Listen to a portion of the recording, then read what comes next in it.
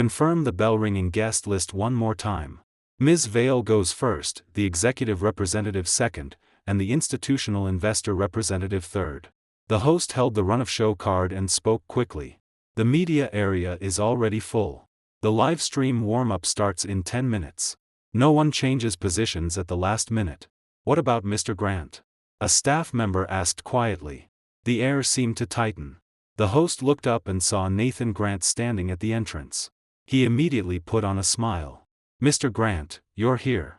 Today is the group's brightest moment, so we're following the process we confirmed before. Following the process confirmed before. Nathan's eyes swept across the list and stopped for half a second. Then he looked away. Follow the process.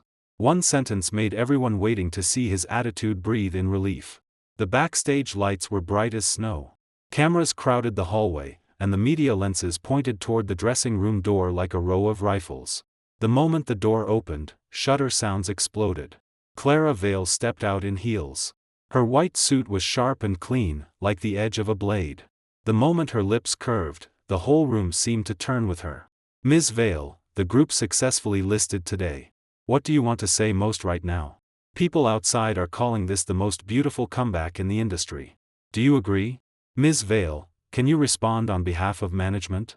Will the group continue to expand next? Clara raised a hand slightly, calm enough to seem like she was enjoying it. Today isn't only my highlight.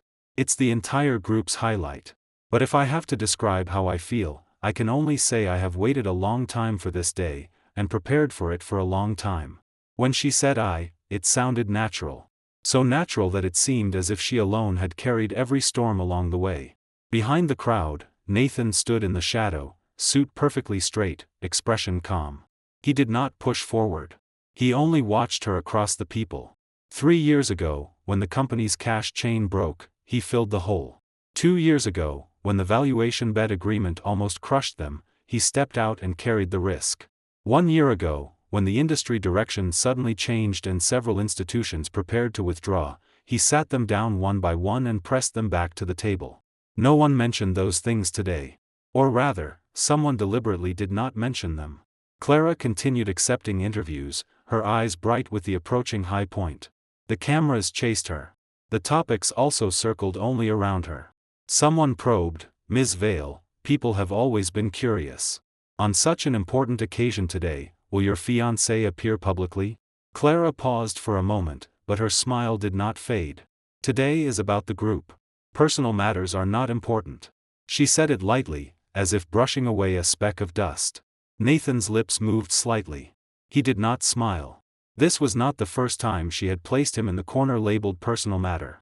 But today was different. Today was listing day.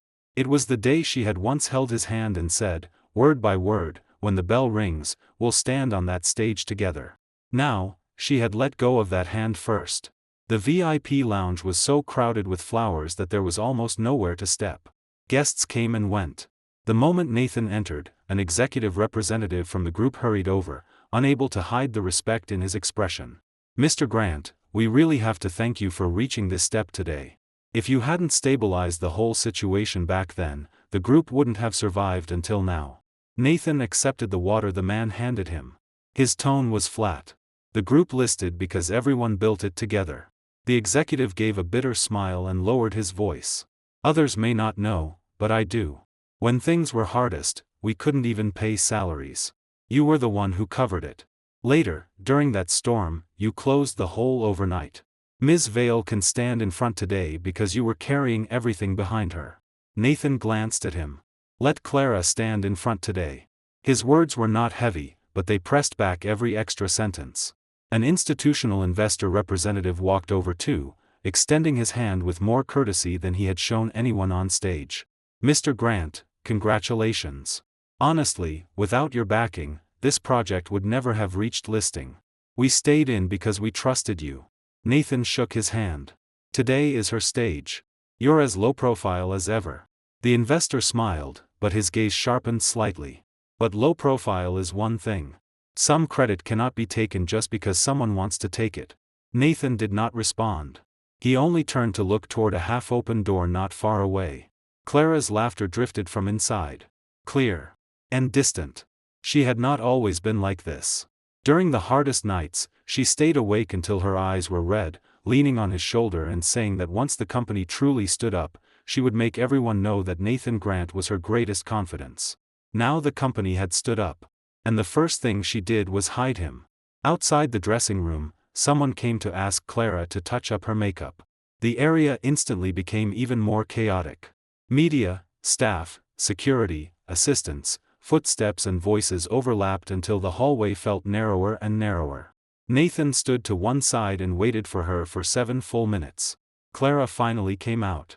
Her makeup had been fixed. Even the small strands of hair by her ears were arranged perfectly. When she saw Nathan, she froze for a second, then frowned. "Why are you standing here?" The question sounded as if she were asking someone who should not have appeared. Nathan looked at her. "Waiting for you. I'm very busy right now." Clara raised her hand and glanced at the time, her tone urgent. "The media are all here, and the schedule is tight. Don't stand here. You'll block the cameras." Nathan did not move. He only asked, after the bell ringing, "We appear together. Do you still remember that?" Clara's eyes flickered, as if she remembered something, or as if she refused to remember. She avoided his gaze, impatience entering her tone. "Let's follow the process first. Don't add trouble. Don't add trouble." Those 4 words fell, and even the noisy hallway seemed to go quiet for an instant. Nathan stared at her, his eyes cooling inch by inch. "I'm adding trouble? That's not what I meant." Clara clearly did not want to tangle with him here. She turned to leave. At that moment, Evan Cole stepped forward from behind her, holding documents and backup cue cards. His movements were so practiced it looked as if he had done this countless times. He first blocked a reporter squeezing in toward Clara, then naturally stepped sideways between Nathan and her. "Mr. Grant, I'll coordinate Ms. Vale's timing here." Evan's tone was polite, but his posture was not. "Please wait in the VIP area first. We'll discuss everything after the ceremony." As he spoke, he passed a document into Clara's hand with one hand and used the other to tidy her sleeve. The movement was too practiced. Too close. Clara did not avoid it. She did not even frown. The last bit of warmth in Nathan's eyes seemed to be wiped away completely. It was not that he could not see it. It was not that he had only seen it today. It was just that before, he had been willing to suppress it, willing to endure, willing to give her time, and also give this engagement some dignity. But when one person's retreat was met not with cherishing, but with entitlement, that was no longer grace. It was indulgence. And she had been indulged until she forgot where the boundary was. "I'm asking her," Nathan said, his voice not loud, but hard as ice. "Not you."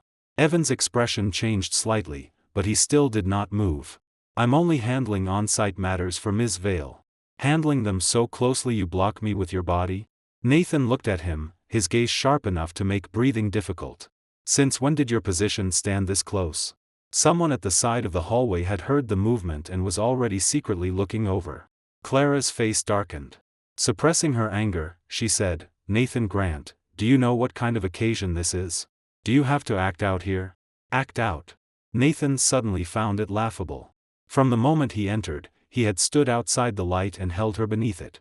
When others brought up his contributions, he deflected them for her. When others wanted to invite him to the front, he voluntarily stepped back behind the scenes. And in her mouth, he was only acting out. "I'm acting out?"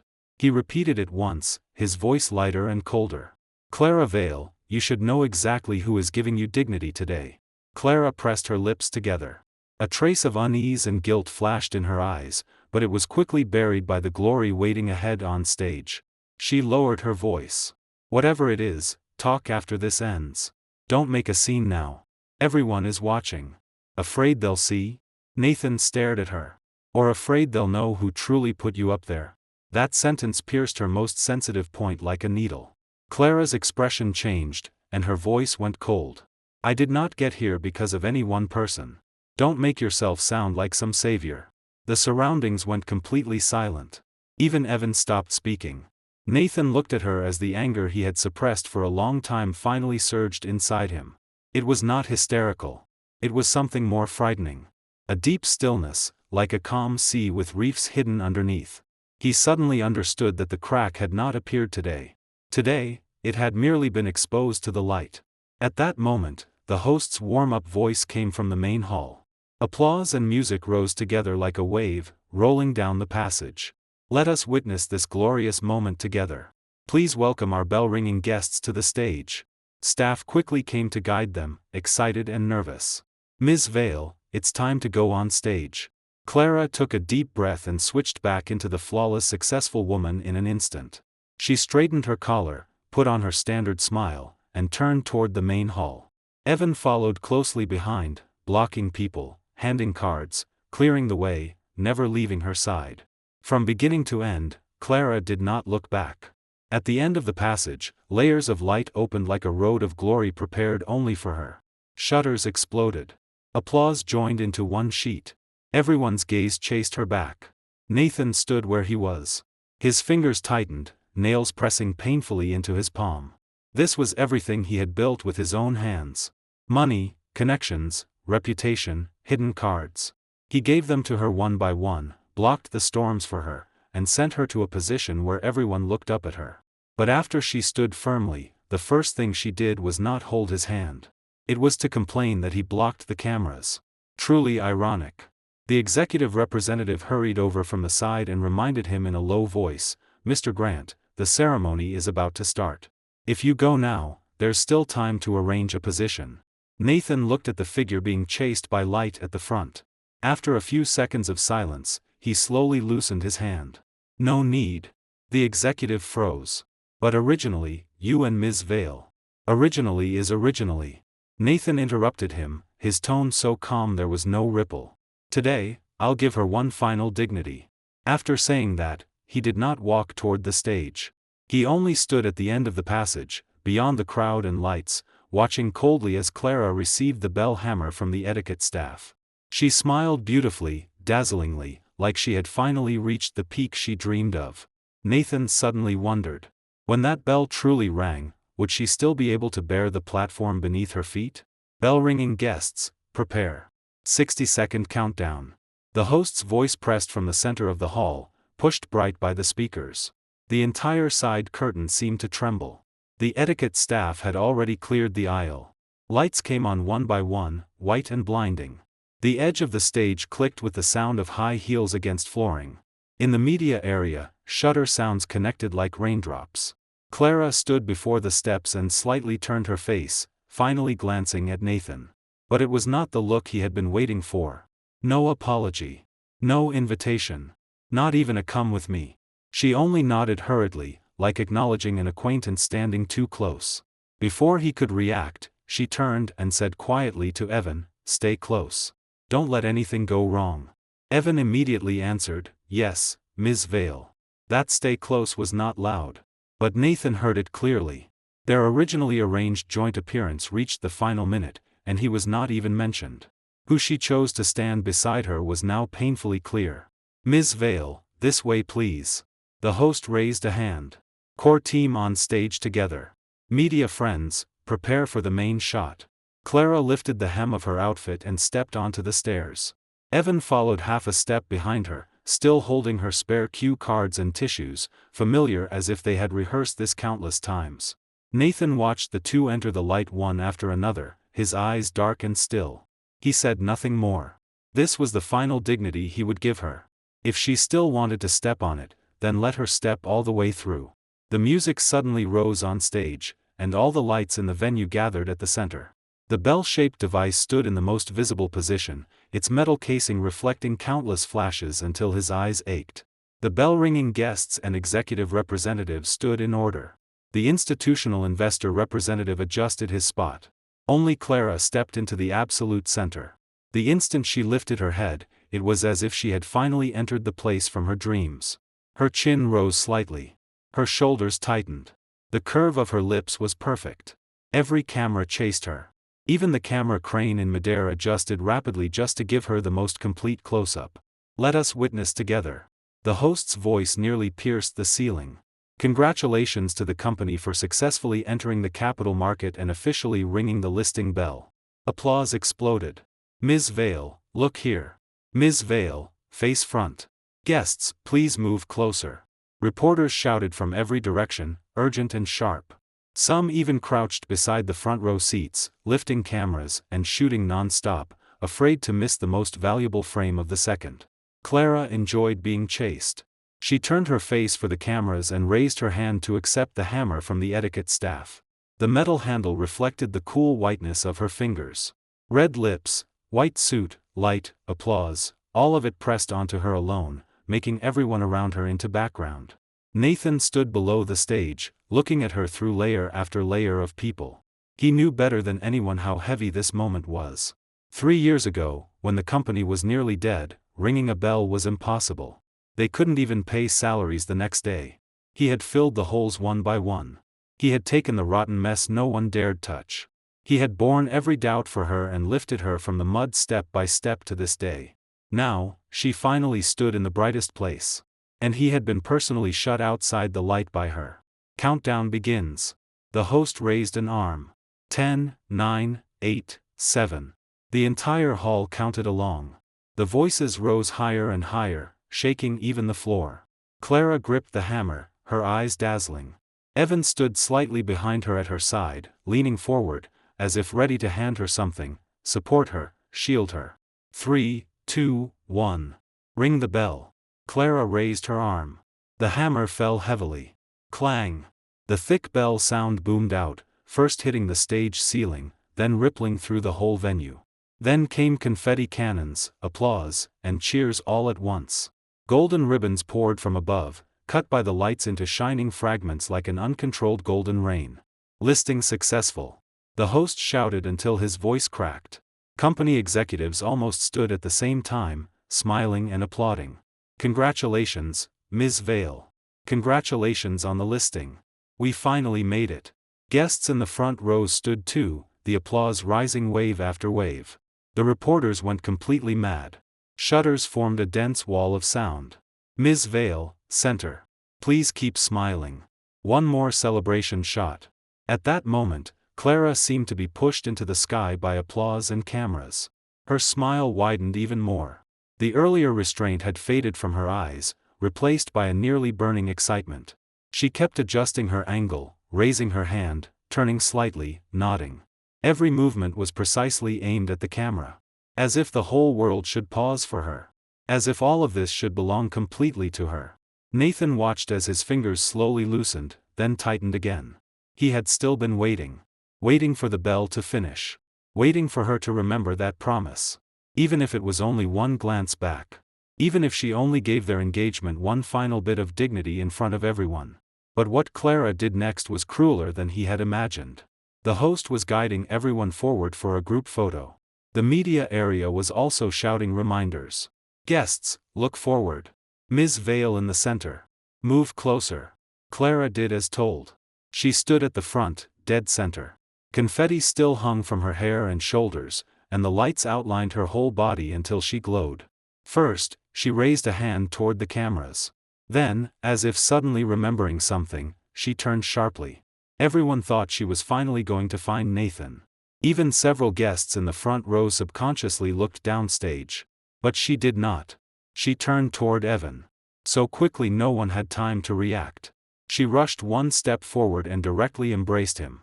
The venue seemed to be torn open with a whoosh. Evan clearly froze.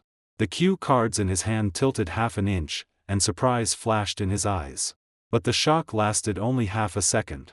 Before he could fully recover, he had already lifted his hands and wrapped them around her waist. His palms landed steadily. Skillfully. Clara still did not think that was enough. In front of everyone, she lifted her face and cupped Evan's face with both hands. Then, without hesitation, she kissed him. It was not a light touch. Not a momentary collision in celebration. It was a real kiss. Plain. Clear. Unhidden. The stage lights were still bright. The cameras were still rolling. Her fiancé was still standing below. And she, in the most glorious second after the bell, crushed every boundary at once. We got it. We got it. The reporters almost roared. Quick. Close up. Ms. Vale, this way. Don't block the shot. My God, she kissed him. In the front rows, someone sucked in a breath. Someone froze beside their chair, hands still in an applauding pose, unable to lower them. The executives' smiles stuck on their faces. One by one, they looked as if they had been struck by a club. They looked at one another, not daring to step forward, not knowing whether they should stop it. The executive representative at the side froze completely, his face dark. But the two on stage did not immediately separate. After Evan's initial shock passed, he actually cooperated. He lowered his head, tightened his arms, and firmly nailed himself into the place beside her that least belonged to him. The shutters grew denser and denser. Someone shouted hoarsely, "Headline." This is definitely the headline. Nathan stood below the stage, watching without blinking. The venue was noisy, but when the sound reached his ears, it seemed separated by thick glass. Applause, screams, discussions, shudders, all became muffled. Only the scene on stage remained terribly clear. Her rushing movement. Her hands holding his face. Her expression without the slightest hesitation when she kissed him. Every detail was like a dull knife, grinding the last of Nathan's patience and indulgence into dust. So it was not that she was busy. Not that she had no time. Not that she had been pushed along by cameras and glory. She simply did not want to leave a place for him. But for Evan, she was willing to give so publicly, so completely, without even bothering to hide it. The murmurs below the stage could no longer be held down. Isn't her fiancé still down there? What does this mean? Publicly replacing him? Is she insane? On a day like this? Isn't Evan Cole just a secretary? What is this supposed to be? Questions smashed one after another like stones into boiling water, splashing chaos everywhere. The reporters had gone beyond taking photos and began shouting questions across the space. Ms. Vale, is this an official announcement? What is your relationship with Evan Cole? Mr. Grant is also here today. How do you explain what you just did? Microphones pushed forward desperately. The cameras almost hit the stage. Clara finally released Evan. Her breathing was slightly uneven, but there was no panic on her face. On the contrary, it was as if this sudden loss of control had fed her excitement. The corner of her mouth still carried a smile not fully withdrawn. She turned back to face the cameras, lifted a hand, and tucked a loose strand of hair behind her ear. Then she answered nothing. She only smiled. In the camera, that smile looked like celebration. Like consent. Like silent flaunting. As if Nathan, standing below the stage, was not even worth half a word of explanation. Nathan looked at her. The last bit of warmth on his face finally faded completely. Anger did not come first. Cold did. A cold that seeped from between the bones, first pressing down the fire in his chest, then freezing every surging emotion inch by inch. A moment ago, it had still hurt. It had still stabbed. It had still felt unwilling. But at this second, all those feelings faded, leaving only one exceptionally clear thought. She truly did not want to turn back. Or rather, she believed she no longer needed to turn back. On stage, Clara was still posing toward the cameras as if she had not seen the gaze below. Evan stood beside her, lowering his head to remove a piece of confetti from her shoulder, the movement intimate and natural. With this scene, the final fig leaf was gone. The executive representative finally could not help looking toward Nathan. His lips moved, as if he wanted to say something, but when he met Nathan's expression, he did not dare speak. Because Nathan no longer needed comfort. Nor explanation. He simply stood there, suit sleeves immaculate, back straight, expression frighteningly calm. If not for the deep chill in his eyes, others might have thought he was only an irrelevant guest. But the calmer he was, the more alarming it became. The stage remained lively. Below the stage, the air began turning cold. Before a storm truly arrives, the sea is often at its quietest. Nathan finally withdrew his gaze. Before turning away, he gave Clara one last look. In that look, there was no tolerance a fiancé should have. No warmth he had once given her. Only a path completely cut off. Ms. Vale, can you respond? Does that action count as a public statement? The first microphone nearly hit the stage. Then the second and third pushed in together, black microphone foam packed in a row. Camera red lights glowed. The live stream had not cut away. The entire venue's breathing seemed to tighten. The host was the first to react, forcing himself 2 steps forward with a stiff smile. Media friends, please don't rush. Today is the company's major listing day. Let's finish the process first. Interviews will be arranged later. Please calm down, calm down. But the scene could not calm down. Ms. Vale, please respond directly. What exactly is your relationship with Evan Cole? Your fiancé is also present. Was that kiss an emotional accident, or was it arranged in advance? Ms. Vale, can you explain this now? Voices layered over one another. The lights exposed every detail of every face on stage. Everyone thought Clara would panic at least for 1 second. But she did not. She even lifted a hand and pressed downward, signaling the cameras not to stop. Her other hand smoothed the hair by her ear, her lips still smiling, as if she had not just detonated the room, but created a controlled program effect. Everyone, don't misunderstand. She finally spoke, her voice carried through the microphone. Clear. Steady. Without even half a tremor. That was only the team getting too excited at this point. It hasn't been easy for the company to reach today. When emotions rise, a little uncontrolled celebration is understandable. When she said celebration, the stage below visibly stilled for a beat. Even the air seemed unable to believe she could make it sound so light. Evan stood beside her. The little shock from before had already vanished. He turned slightly, blocking a microphone that nearly touched her shoulder. His posture was so natural it seemed this position had always belonged to him. Nathan stood below, looking at the hand blocking the cameras for her. The last fluctuation in his eyes was pressed flat. It was not a mistake. Not impulse. She was using the clearest possible way to tell everyone who she wanted to keep beside her, and who she wanted erased from her story. The host tried to pull the scene back. Yes, Ms. Vale means everyone was simply very emotional today. Let's focus first on the company listing. Later, if there are questions, we will arrange. It's fine. Clara smiled and interrupted him, turning toward the cameras. Since everyone is concerned, I'll say a few words so the outside world doesn't overinterpret. The moment she said that, the media area instantly became quieter. Everyone stared at her, waiting for what she would say, waiting to see how she would round off such an outrageous act. Clara lifted her chin and stood in the brightest light. Under the cameras, her white suit made her look like a carefully designed poster. Her tone even carried a trace of ease, as if she were handling a harmless small episode. Today is listing day. It's a day our whole team has waited for a long time. That interaction just now, to put it plainly, was everyone being too happy. She paused, her smile deepening. What does a listing celebrate? Isn't it a good omen? A flourishing start? A lucky opening? Someone below could not help sucking in a breath. She had turned that kiss into a good omen. The reporters' eyes brightened, and their questions became sharper. Ms. Vale, are you saying that intimate action was only part of the celebration ceremony? You believe it was only festive and not related to any personal relationship? Ms. Vale, isn't that explanation too vague? Clara seemed to have been waiting for those questions. She accepted a handheld microphone from a staff member, and her voice filled the venue. Vague? I think it's very simple. She looked into the camera, every word clear. It was team chemistry and listing day joy. We've all been tense for too long. Once the bell rang, the emotions snapped. A little excitement and impulse are understandable. Everyone can simply take it as sharing the joy. Don't make a happy thing too complicated. Sharing the joy. Don't make it complicated. In a few sentences, she turned a broken boundary into excitement and humiliation into good luck.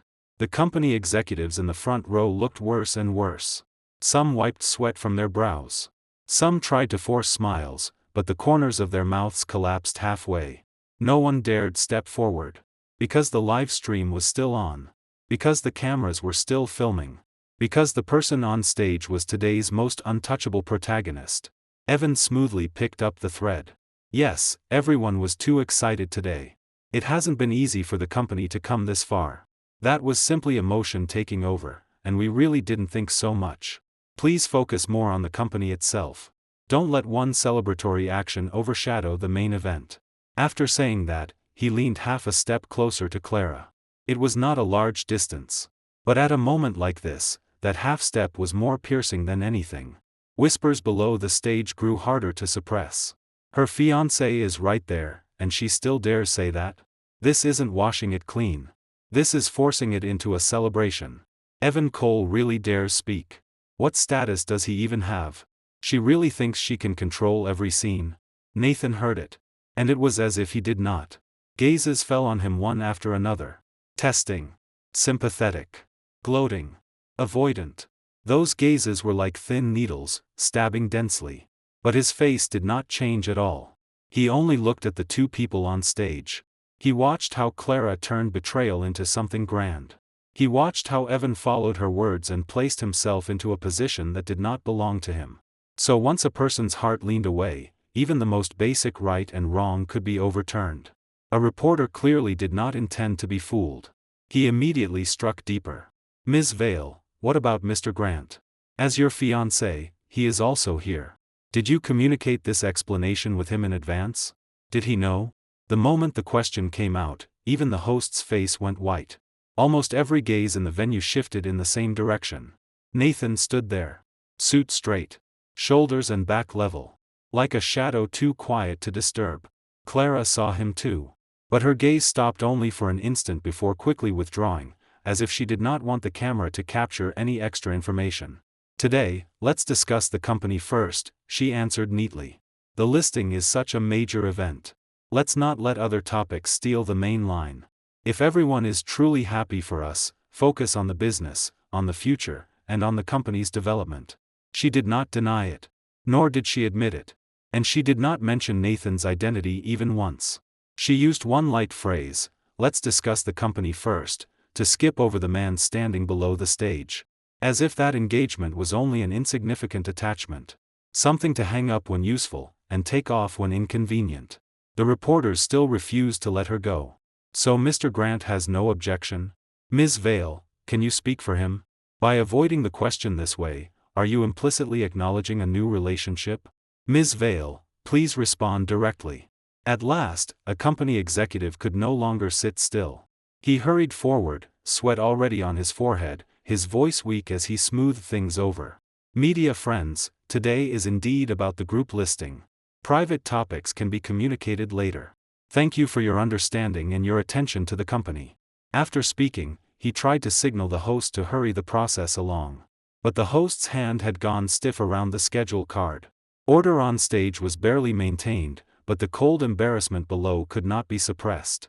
The live stream shots also became subtle, sweeping across Clara, then Evan, then inevitably cutting toward the guest area, as if afraid to miss Nathan's reaction. When the lens passed over him, Nathan did not even lift his eyelids. He stood firm, expression cold, lips pressed into a straight line. The emotions that had still hurt and stabbed before had been swallowed by something deeper. Not anger rising. Silence spreading. It swallowed every expectation he should not have had. He finally saw one thing clearly. Clara was not momentarily confused. She was certain he would not turn against her. Certain he would handle it as he had every time before. Clean up the mess. Suppress the storm. Pull her back from the edge of disaster. That was why she dared to cross the line in front of everyone. Why she dared to use good omen to turn years of dignity into a joke. Because in her heart, he had always been the person who would catch her when she fell. But this time, he would not. On stage, the host forced a smile. Then, let's continue with the next segment. Guests, please take a group photo together, and then we'll enter the business interview portion. Today truly is a day worth remembering. Thank you for your attention and support for the group's listing. Applause sounded, scattered and uneven. Not sincere.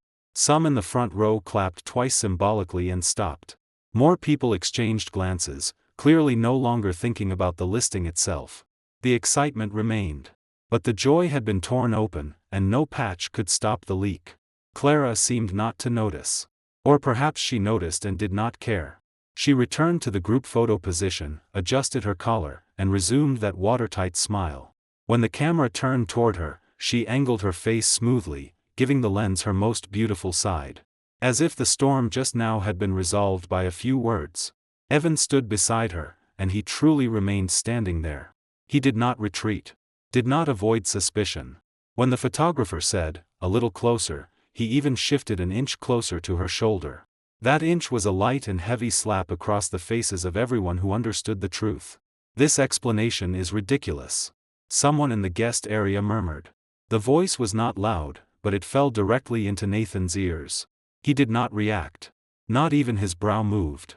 Only the final trace of warmth in his eyes went completely out. Before, he would have found excuses for her. Busy. Tired. Under too much pressure. Dazzled by applause and glory. Or maybe she simply failed to handle the boundary properly. But now, she had personally crushed every excuse. She smiled into the camera and washed it clean. Smiled and avoided. Smiled and excluded him. Every step clear. Every step voluntary. Every step leaving no room behind. Since she wanted to erase the past, he would grant her wish. The host was still struggling to control the stage. The photographer still shouted for everyone to look here. Guests still whispered. The live stream camera occasionally brushed past Nathan's face, then hurriedly cut away, as if even the machine sensed what was beneath that calm. Nathan stood outside the crowd, like someone at the edge of a celebration that had nothing to do with him anymore. The bell had rung. The confetti had fallen. She thought the hardest part had passed. She thought joy and let's discuss the company could blur everything. She thought he would still remain in place, silently supporting her from behind. But she did not know that once some hearts turned cold, they would never turn back. At this moment, the cold in Nathan's eyes was no longer the restraint after humiliation. It was the final quiet before letting go completely. Then, suddenly, the front row guest area, which had been whispering, seemed to be choked into silence. Because Nathan moved. He did not slam a chair. Did not rip off his tie. Did not rush on stage to demand an answer as everyone expected. He simply withdrew his gaze from the stage, released his fingers from the chair back, stood, turned, and walked away. His movements were not fast. But there was no hesitation. "Mr. Grant, you're leaving now. Does that mean you're responding to what happened?" The nearest reporter reacted first, rushing half a step forward with a microphone. His voice was urgent, and the ending still leaked into the audio. "Mr. Grant, has your relationship with Ms. Vale changed? Mr. Grant, do you accept her explanation?" Questions fell one after another. Nathan acted as if he did not hear them. He did not even glance sideways. His leather shoes crossed the edge of the carpet, heading straight toward the side exit. Light from the stage slanted down, carving his shoulders coldly. His suit-clad back was so straight it almost looked sharp. All those probing, sympathetic, and amused gazes fell on him, but none could make him stay. "He's leaving," someone whispered. The voice was not loud, but several people nearby heard it. More gazes followed. Some subconsciously stepped aside. Some remained frozen in an applauding position. Some looked at the stage, then at Nathan, their faces turning uglier inch by inch. Only now did some people realize belatedly. The person who least should have left today was precisely the one leaving. The host on stage was still forcing his smile, trying to pull the topic back toward successful listing and a bright future. The speakers pushed those hollow phrases loudly through the hall. But in the front row area, they became only empty echoes. Nathan did not look back. Nor did he intend to explain anything. As if all the noise behind him no longer had anything to do with him. At the passage connecting the stage edge to the exit, security and etiquette staff had been maintaining order, preventing media from crossing the line. Seeing Nathan walk straight over, they froze for a second, then instinctively stepped aside. No one dared stop him. No one dared ask. Only one etiquette staff member reacted and hurriedly shifted half a step aside. "This way, please." Nathan did not stop. But someone was more anxious than he was. A company executive hurried after him, sweat on his forehead. He lowered his voice. "Mr. Grant, the ceremony isn't over yet. There's still the group photo and interview. Please don't leave now." At least. Halfway through, even he seemed unable to continue. At least what? At least endure one more time? At least help the person on stage clean up one more mess? At least keep this final bit of dignity standing in front of so many cameras? At least what? Nathan stopped for a moment. The executive who caught up to him felt his throat tighten. Sweat rolled down his forehead. The words were at his lips, but he could not form them. Because even he knew those words were shameless. The kiss on stage came from Clara. The media questions were brought by Clara. Good omen, joy, don't overinterpret, all were spoken by Clara in front of the cameras. Now that something had happened, they wanted Nathan to stay and support the scene. On what basis? Nathan turned slightly. His gaze fell on the executive. Just one look. The man's back went cold. "What do you want me to stay and do?" His voice was not loud. There was not even anger in it. But the calmer it was, the more frightening it became. The executive's lips moved. Mr. Grant, today is listing day after all. The stock price, public opinion, the investors, they're all watching. If you leave now, the outside world will speculate. She kissed another man in public, and the outside world won't speculate. Nathan looked at him. I leave, and that's when they speculate? The executive's face went white instantly. He could not say a word. Several staff members nearby froze, breathing lightly. Nathan withdrew his gaze. Tell Clara Vale. His tone was calm. From now on, I won't hold her stage anymore. The executive's head snapped up. Mr. Grant. Nathan had already turned and left. This time, he did not look back. Behind him, the venue still forced itself to remain lively. The host still smiled on stage and rounded things off. The media still chased Clara and Evan for photos. But beneath that noise, chaos was already leaking through. Because the people who truly knew the inside story were all panicking. Nathan Grant was not an ordinary fiancé. Nor was he the unimportant personal matter Clara spoke of. 3 years ago, when Vale Group's cash chain snapped and the bank called loans, Nathan had backed the company with his personal assets and kept it breathing. 2 years ago, when a failed valuation bet nearly exploded, Nathan personally met the investment institutions and renegotiated supplementary agreements. 1 year ago, when the core system was almost blocked by competitors, Nathan authorized 37 key patents under his own name to the group. Ordinary employees did not know. The media did not know. Even many newer executives did not know. But the board knew. The investors knew. The banks knew. They knew even more clearly that Vale Group's successful listing was not because Clara looked glamorous. It was because Nathan had always stood behind her. His low profile did not mean he had no weight. His retreat did not mean he could be stepped on.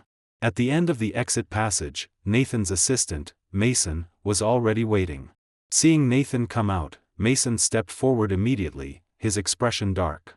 Mr. Grant, the live stream clip has already hit trending. Nathan did not stop. Title. Mason lowered his voice. Clara Vale kisses male secretary on listing day, fiancé leaves the scene. Nathan's steps remained steady. And? Second, Vale Group's first listing day erupts in emotional scandal. Third, Evan Cole's identity exposed. He was originally just an executive secretary and entered core management only in the past 6 months. Fourth, someone in the comments is revealing that you were the true contributor behind the group. Mason paused and glanced at Nathan. Should we suppress it? If this had happened before, he would have asked without hesitation. Because anything involving Clara, Nathan would always extinguish immediately. Pull down the news. Manage the media. Remove trending topics. Clean negative comments. Even if Clara only said afterward, I was too busy. Thanks for the trouble, Nathan never cared. But today, when Mason asked, he already knew the answer. Nathan reached the car and stopped. Why suppress it? Mason's eyes sharpened. Nathan lifted his gaze and looked through the glass wall toward the venue. There, the lights were bright and the crowd roared. Like a grand celebration. Also like a high platform beginning to crack. Didn't she say it was only joy? Nathan said lightly. Then let everyone share the joy. Mason was silent for half a second, then immediately understood. I see. The car door opened. Nathan bent and sat in the back. Mason sat in the passenger seat and quickly opened a tablet, fingers flying across the screen. Mr. Grant, what next? Nathan leaned back and closed his eyes. But the image of Clara kissing Evan on stage appeared again. It did not hurt anymore. Not really. After pain reached the extreme, what remained was clarity. He finally admitted that the woman he had protected with his own hands all these years was no longer the one who had once leaned on his shoulder with red eyes and said, I will never let you down. She had become someone who stood high enough to refuse to acknowledge who had lifted her there. He had given her chances. Again and again. Today, he had given her the last one too. She did not want it. Nathan opened his eyes. First, notify legal.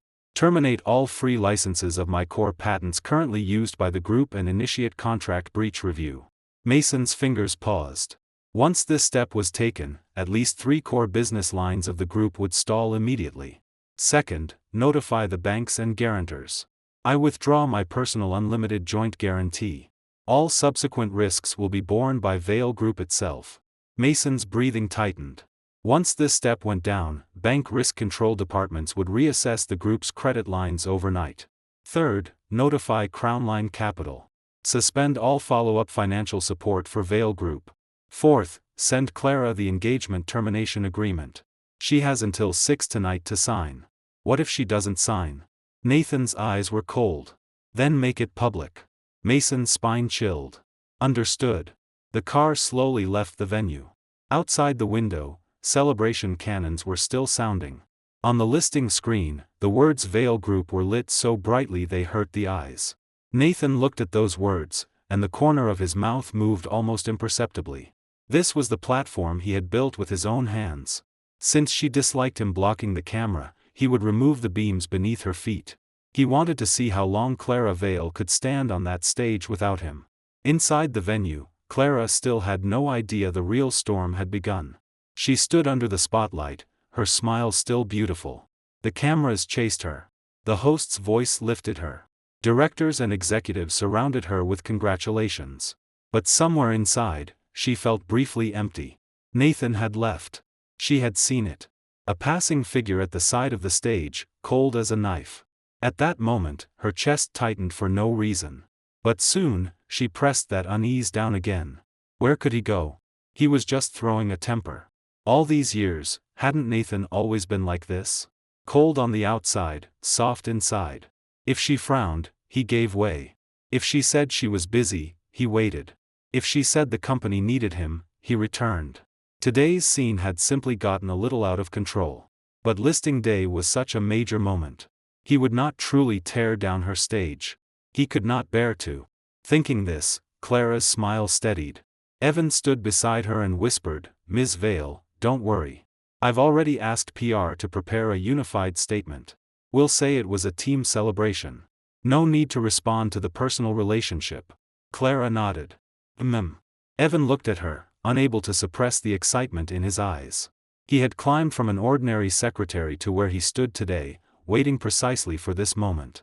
He knew Nathan was powerful. He knew many old hands in the group respected Nathan. But so what?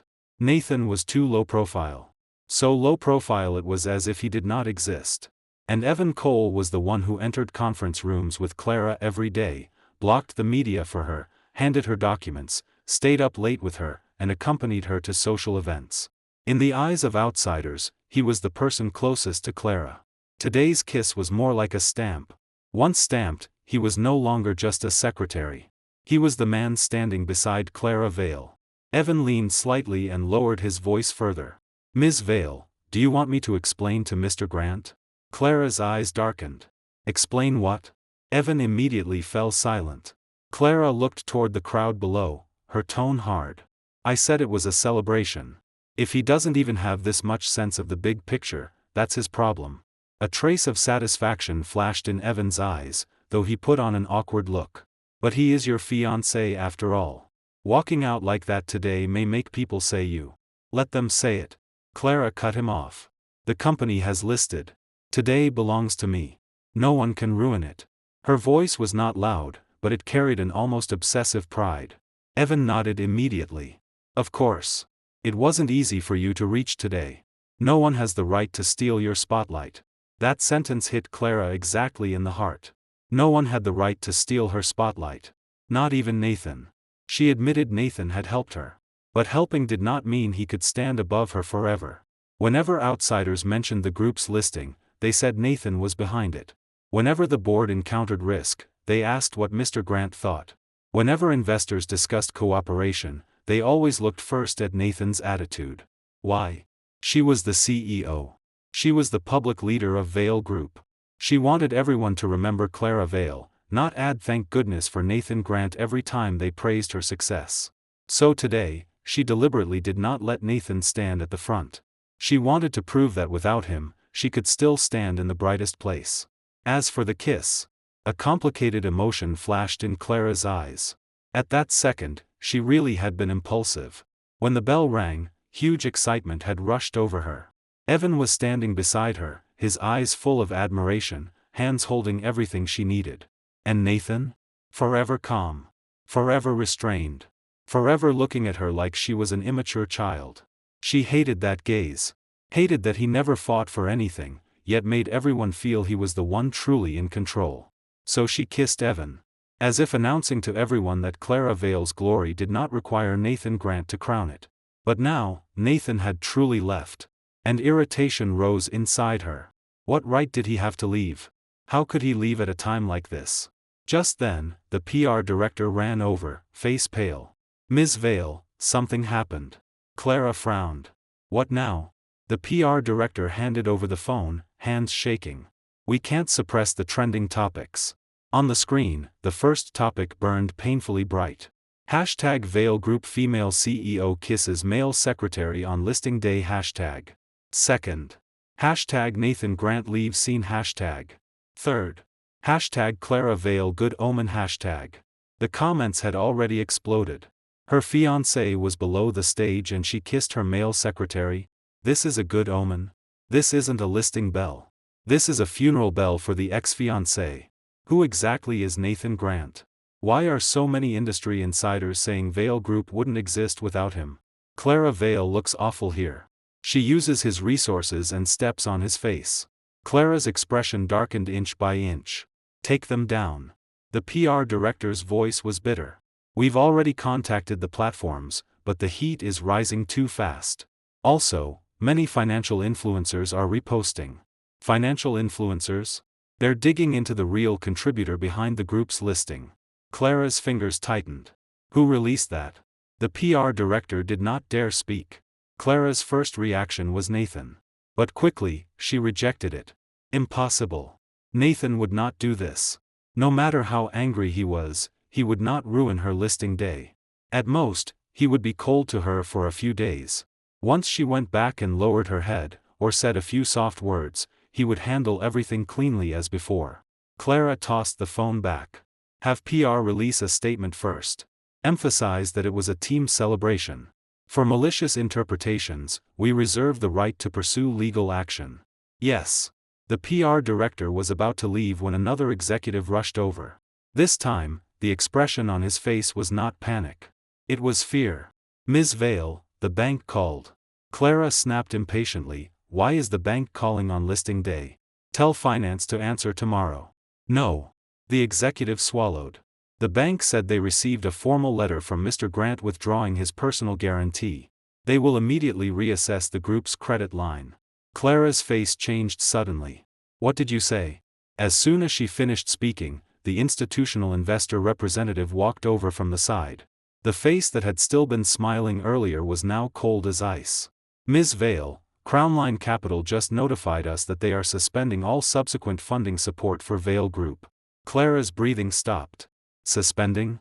The investor looked at her, his tone no longer courteous.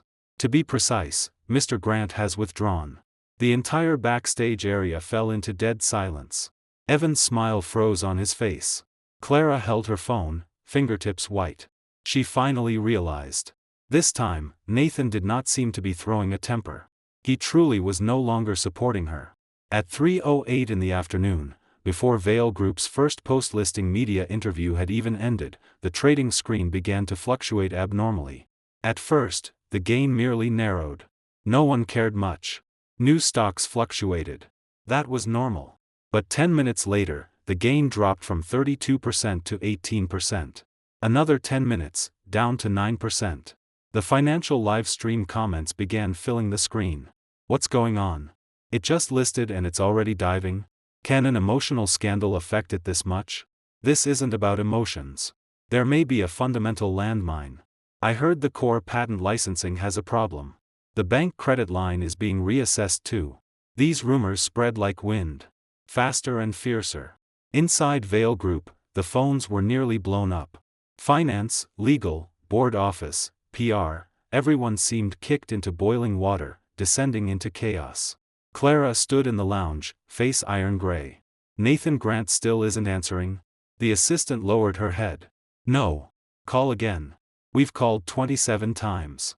Keep calling. Clara's voice suddenly rose. The assistant was so scared her hand shook and nearly dropped the phone.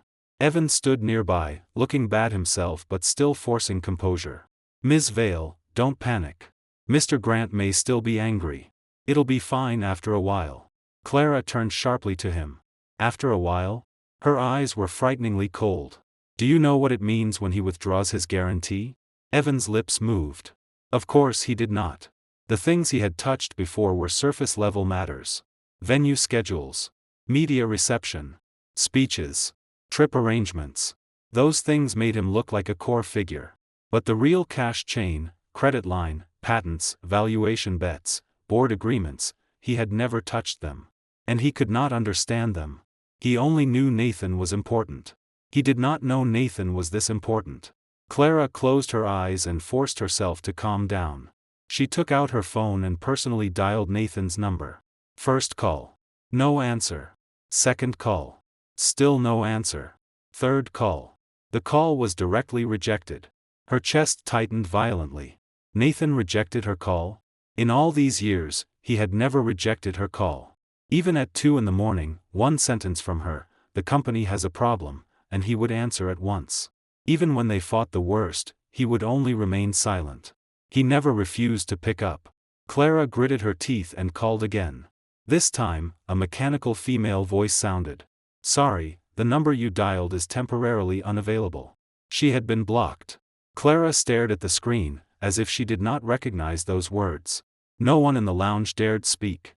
Seeing her expression, Evan lowered his voice. "Ms. Vale, should I call from my phone?" Clara did not speak. Evan immediately dialed. After 2 rings, it connected. His eyes brightened, and he was about to speak when Mason's voice came from the other end. "Mr. Cole." Evan froze, then straightened his back. "Assistant Mason, I'm looking for Mr. Grant." Mason's tone was calm. "Mr. Grant does not want to take your call." Evan's face stiffened. Clara immediately stretched out her hand. "Give it to me." Evan handed over the phone. Clara took it, anger pressed in her voice. "Mason, put Nathan Grant on the phone." "Ms. Vale, Mr. Grant is in a meeting." "What meeting is more important than what's happening today?" Mason was silent for 1 second. "A withdrawal meeting." 3 words. Like a slap across Clara's face. Her breathing paused. "Let him take the call. Mr. Grant said if you wish to discuss group risks, please contact legal. If you wish to discuss personal matters, please sign the engagement termination agreement first." Clara's pupils shrank sharply. Engagement termination? She almost thought she had misheard. What does he mean? Mason's voice held no ripple. "Literal meaning. The agreement has already been sent to your email. Mr. Grant requires you to sign before 6 tonight. Clara laughed in fury. "He's threatening me?" "Ms. Vale, Mr. Grant is not threatening you." Mason said lightly, "He is notifying you." That sentence was harsher than any threat. Clara gripped the phone so tightly her knuckles went white. "Tell Nathan Grant to say it to me personally." Mr. Grant also said. Mason paused. That phrase from the stage today, "good omen," he remembers it. Since Ms. Vale believes that kiss was only a good omen, Mr. Grant wishes you and Mr. Cole a long and happy life together. The call ended. The lounge became terrifyingly quiet. Evan's face instantly changed. A long and happy life together? It sounded like a blessing. But in this situation, it stabbed deeper than a knife. Clara stood where she was, chest rising and falling violently. She had never imagined Nathan would cut ties with her in this tone. No argument. No questioning. No asking for explanation. He directly withdrew support, ended the engagement, and severed every relationship. That kind of decisiveness made her panic more than any anger. Just then, the legal director pushed open the door, his face worse than anyone's before him. "Ms. Vale, something major has happened." Clara had almost gone numb. "Say it." The legal director handed a document to her. "Grant Tech, under Mr. Grant's name, just formally sent us a letter demanding the termination of 37 core patents and 2 foundational system licenses." Evan asked instinctively, "Can't we delay it?" The legal director looked at him like he was looking at an idiot. The licensing agreement states clearly that if major management risk, major public opinion risk, or integrity risk at the actual control level affects the licensor's rights, the licensor has the right to terminate unilaterally. Evan's expression turned ugly. "How is this a major risk?" The legal director sneered, unable to hold back. The CEO kissed her male secretary on a national live stream on listing day. The Fiancée and core licensor left on the spot. The banks are reassessing credit. The stock price is diving. You tell me whether that counts. Evan's face flushed from being attacked. Clara slammed the table. Enough. Everyone shut up. She picked up the termination letter and skimmed it quickly. With every line she read, her face paled further. At last, her eyes stopped on the signature at the bottom. Nathan Grant. 3 words. Sharp. Clean. Like a line cutting the past in half. The legal director lowered his voice. Ms. Vale, if the licensing truly stops, cloud services, intelligent risk control, and supply chain systems will all be affected. The most serious part is that half of the future growth model disclosed in the prospectus depends on these technologies. Clara's fingers trembled slightly. Is there an alternative plan? The legal director was silent. Silence was the answer. No. At least not in the short term. This was not something that could be solved by switching suppliers. What Nathan had given her was not a tool. It was the skeleton that allowed Vale Group to run. Now, he was pulling out the skeleton. There was another knock at the door. This time, it was the board secretary. His face was ashen, and his voice tight. Ms. Vale, the emergency board meeting requires you to come immediately. Clara looked up. The board secretary swallowed. Also, several directors specifically requested that Evan Cole attend too. Evan's heart sank violently. He suddenly had a bad feeling. On stage earlier, he had stood beside Clara and enjoyed all the cameras. Now, all the blame was beginning to smash toward him too. The emergency board meeting was held in a conference room beside the exchange. The moment the door opened, the pressure inside was suffocating. Several directors sat on both sides of the long table, each face uglier than the last. The institutional investor representative sat beside the main seat, a thick stack of documents by his hand, eyes cold. Before Clara could speak after entering, Director Carter slammed his phone on the table. Ms. Vale, explain this first. The screen was playing the live stream clip of her kissing Evan. Clear angle. Bright lighting. Even Evan's hand falling on her waist was visible. The comments below rolled rapidly. Male secretary promoted on site. Collapsed on listing day. Is the fiancé the hidden big boss? This plot is crazier than a short drama. Clara's face darkened. This is malicious interpretation by the media. Malicious interpretation? Director Carter laughed from anger. Do you think we're blind? Another director slapped the table. Clara Vale, do you know what day this is? Listing day. How many of us stared at this for 3 years, endured for 3 years, just waiting for today? And you? The bell had just rung, and you kissed a male secretary in public. Evan's face darkened, and he could not help speaking. I'm not an ordinary secretary. I'm now responsible for the executive office and strategic coordination. The moment he finished, several gazes in the room fell on him at once. Cold as knives. Director Carter narrowed his eyes. Do you have the right to speak here? Evan's expression stiffened. Clara frowned. Director Carter, Evan is my person. That makes the problem worse. The institutional investor representative finally spoke. His voice was not loud, but it pressed down every argument. Ms. Vale, we invested in a listed company with stable governance, clear key resources, and controllable risk. Not in a romantic scandal between you and your secretary. Clara gritted her teeth. I already said, that was only a celebration. The investor looked at her. Then why did Nathan Grant withdraw his guarantee? Clara choked. Why did Crownline Capital suspend support? Why were the core patent licenses terminated? Why did the bank demand a credit reassessment? With each question, the air in the conference room grew colder. By the end, Clara had lost all color. The investor leaned forward slightly. Ms. Vale, do you still want to tell us this was only a celebration? The conference room was dead silent. Sweat appeared on Evan's forehead, but he was unwilling to be suppressed like this. He took a deep breath and said, Directors, I don't think there's any need to treat Mr. Grant as too important. Everyone turned to look at him. Evan forced himself to continue. The company has listed.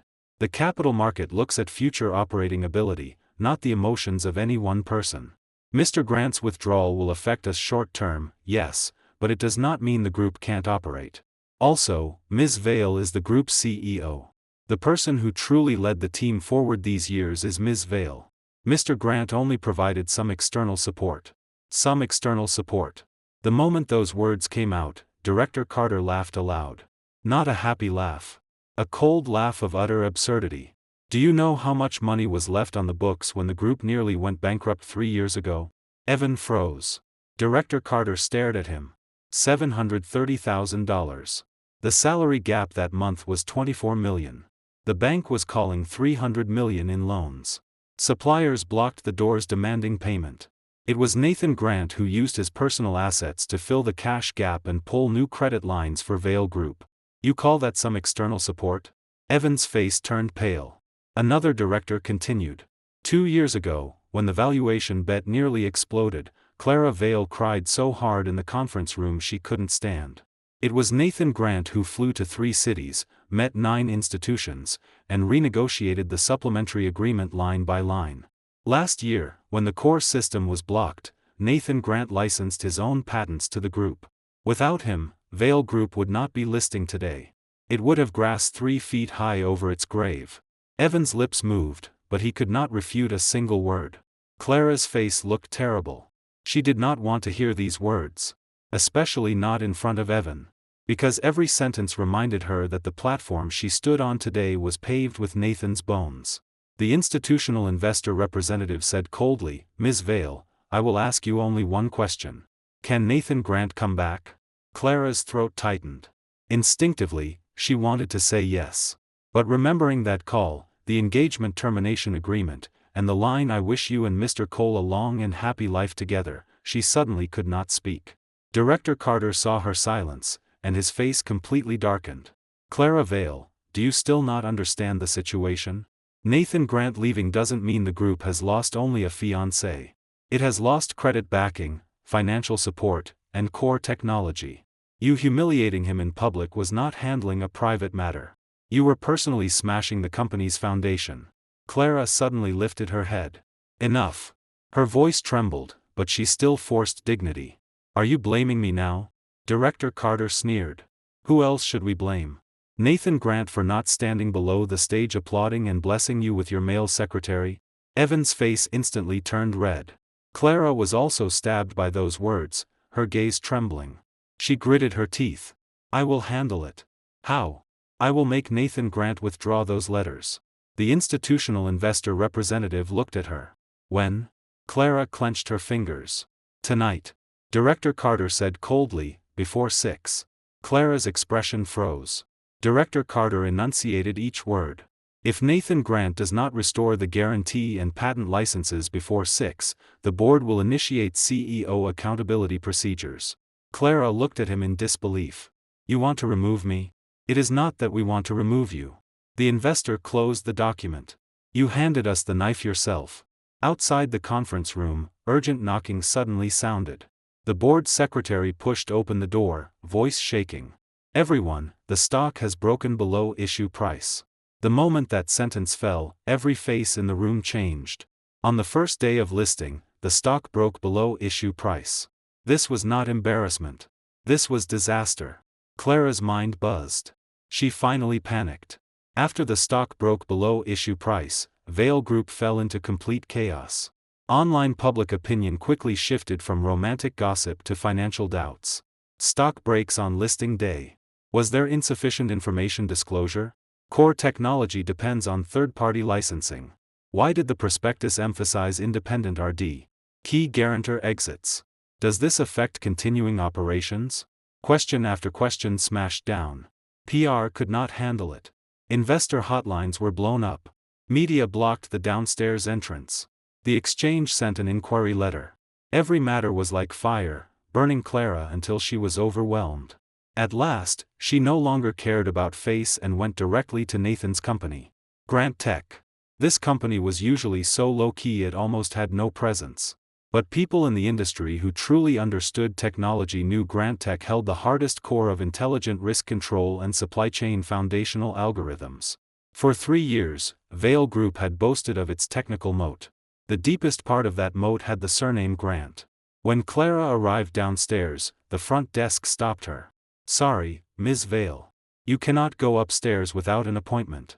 Clara's face darkened. "Do you know who I am?" The receptionist smiled politely. "Yes." Then why are you stopping me? Mr. Grant instructed that any visitor from Vale Group must make an appointment in advance.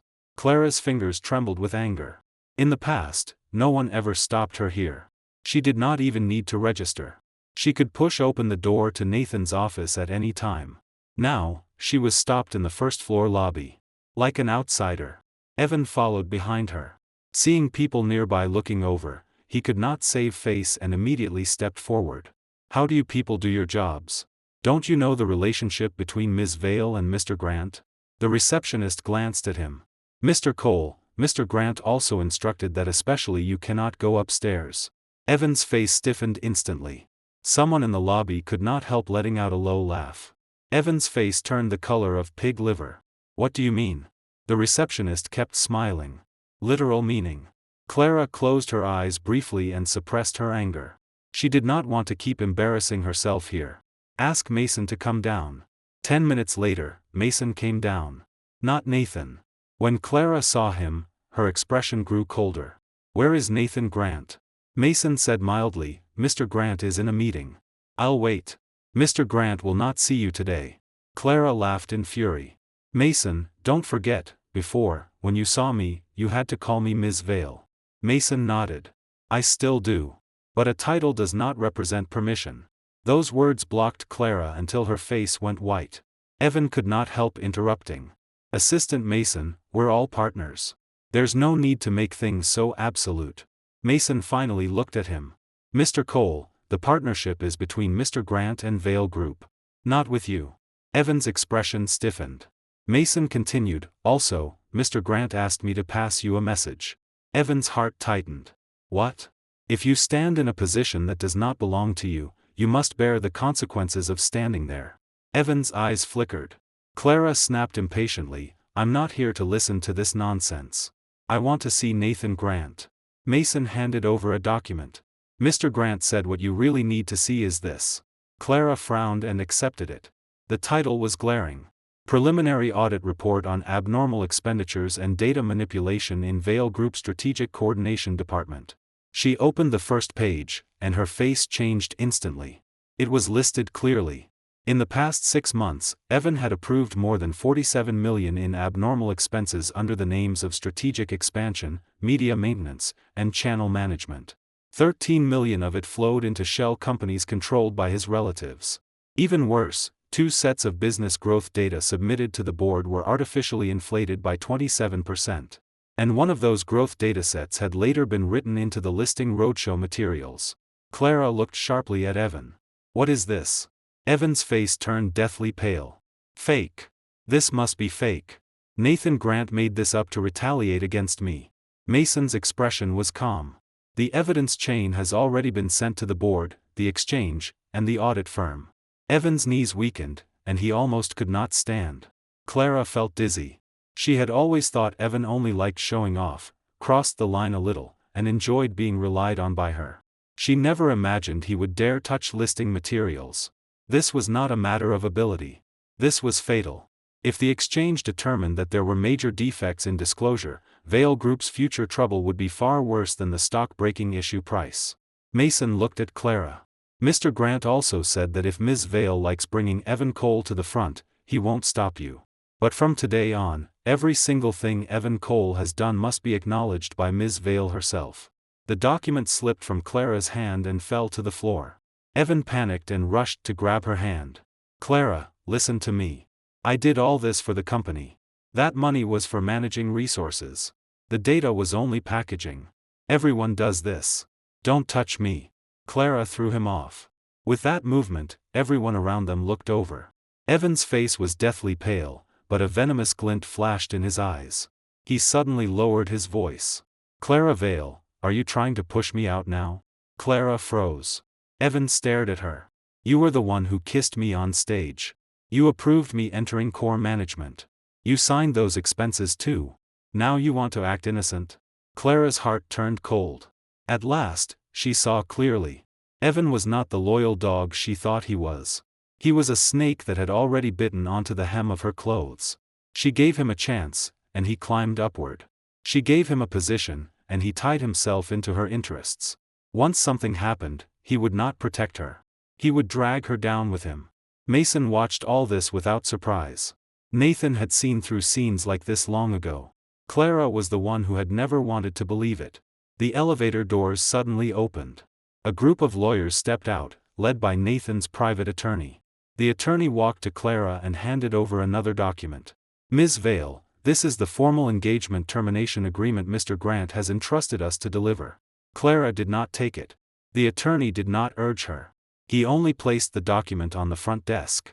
Mr. Grant said you may choose not to sign. Clara suddenly lifted her head. The attorney said calmly, after 6 o'clock, we will release a public engagement termination statement. Clara's lips turned pale. This time, she finally forgot her pride. I want to see him. The attorney shook his head. Mr. Grant will not see you. Then tell him I know I was wrong. The moment that sentence left her mouth, Clara herself froze. She had never said such words to Nathan. Before, she always felt that lowering her head meant losing. But now, if she did not lower her head, what she lost might not be only Nathan. It might be everything she had built. The attorney looked at her, tone without fluctuation. Ms. Vale, Mr. Grant also has a message for you. He said you don't know you were wrong. You only know you're about to lose. Clara froze where she stood. That sentence was like a knife, accurately piercing every disguise she had. At 6 o'clock sharp, Grant Tech's official website, Crownline Capital's official account, and Nathan Grant's personal verified account released statements at the same time. The statement was short. But like thunder, it detonated the already chaotic public opinion into a tsunami. First, Nathan Grant and Clara Vale's engagement was officially terminated. Second, Nathan Grant and related parties withdrew personal guarantees, funding commitments, and subsequent strategic support to Vale Group. Third, Grant Tech terminated Vale Group's usage licenses for relevant core technologies and initiated compliance review. Fourth, regarding statements in Vale Group's prospectus involving technology ownership and growth model, Grant Tech reserved the right to pursue further legal liability. 4 points. Not a single word of nonsense. No emotion. No accusation. But every word was a knife. The internet exploded completely. This is what a real counterattack looks like. Nathan Grant didn't curse once, but every cut hits bone. She kissed the male secretary. He dismantled the group's skeleton. Good omen became bad omen. I'm dead. Publicly ending the engagement on listing day. That slap is loud. Even worse, many industry insiders began entering the discussion.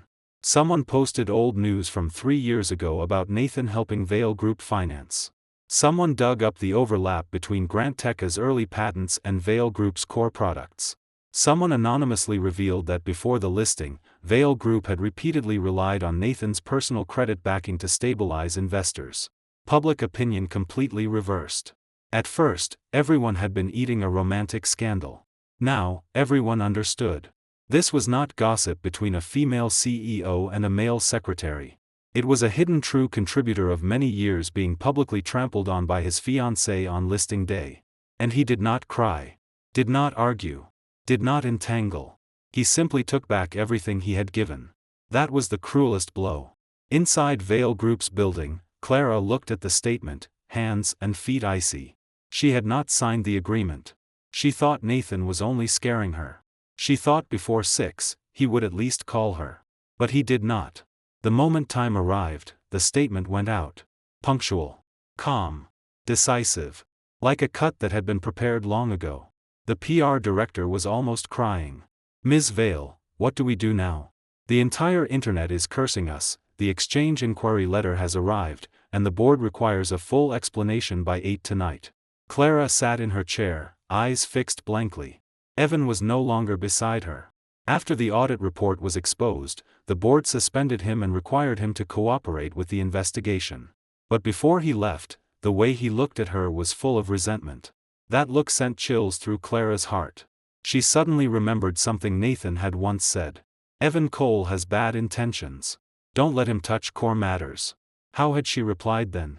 She said, are you jealous that I have another man beside me? She said, he's just good at his job. Don't always use your fiancé status to interfere with me. She even said, Nathan Grant, your desire for control is too strong. Thinking back now, every sentence was a slap returning to her own face. It turned out Nathan had not been petty. She had been blind. The board meeting began at 8. This time, when Clara entered, she discovered her seat was not at the head. The main seat was empty. Director Carter sat on the left. The institutional investor representative sat on the right. Her place had been arranged at the reporting seat. In that instant, Clara's face went white. What does this mean? Director Carter raised his eyes. Ms. Vale, tonight you are here to answer questions. Not to chair the meeting. To answer questions. Clara clenched her fingers. I am still the group CEO. Director Carter said coldly, for now. Those two words instantly dropped the temperature of the conference room to freezing. Then the board secretary began reading out the risk events. Stock breaking issue price. Core patent license termination. Bank credit reassessment. Exchange inquiry. Audit irregularities. Evan Cole's improper expenses. Every item pressed down until Clara could hardly breathe. At the end, Director Carter pushed a document in front of her. The board now gives you two choices. First, voluntarily resign as CEO and allow the board to establish a temporary management committee to handle the crisis. Second, the board initiates a removal procedure. Clara shot to her feet. Have you all gone insane? Director Carter slammed the table. The one who went insane is you. Clara Vale, do you still not understand? Today, you didn't just lose your own face. You dragged the entire group into a fire pit. If Nathan Grant were still willing to take one phone call from you, we would not have reached this point. But he won't. He won't even meet you. You have already lost him. Those words were harsher than any questioning. Clara's eyes reddened suddenly, but she gritted her teeth hard. I can persuade him to come back. The institutional investor representative said coldly, how? Clara said nothing. With an apology? With crying? With telling him Evan Cole was only a good omen? No one in the room laughed. Because the words were too ugly. And too true. The color drained from Clara's face. For the first time, she clearly realized that Nathan was not someone she could coax back whenever she wanted. Once he turned around, he truly would not return. At that moment, the board secretary suddenly received a phone call. After listening for a few seconds, his expression changed sharply. Everyone, latest news. All eyes turned to him. The board secretary's voice trembled. Mr. Grant will attend Summit Core Technologies' strategic launch at 9 tonight. Director Carter shot to his feet. Summit Core? That was Vale Group's biggest competitor. The air in the conference room seemed to be sucked out. The board secretary struggled to finish the second half. The theme of the launch is, Global Debut of the Next Generation Intelligent Supply Chain System. Clara's vision went black. She finally understood. Nathan was not simply withdrawing his hand. He had turned around and handed the knife to her greatest rival. At 9 that night, the live stream for Summit Core Technologies launch exploded in viewers. Originally, it was only an industry launch, but because of Nathan Grant's name, it forcefully rushed onto the full internet trending list. Clara sat in her office, the live stream playing on the screen. She knew she should not watch. But her hand seemed outside her control, and she opened it. In the camera, Nathan wore a black suit and walked onto the stage from the side curtain. No confetti. No cannons. No flashy lights.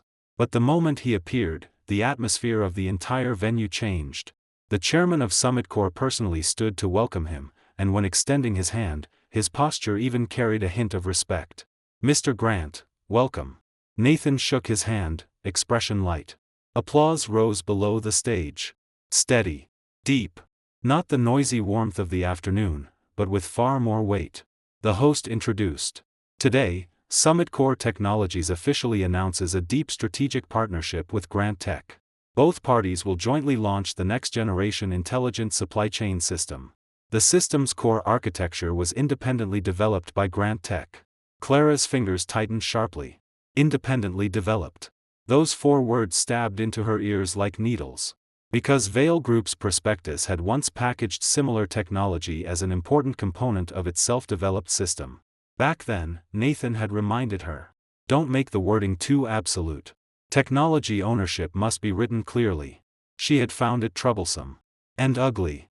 She said, investors don't like complicated explanations. It's fine to make it look better.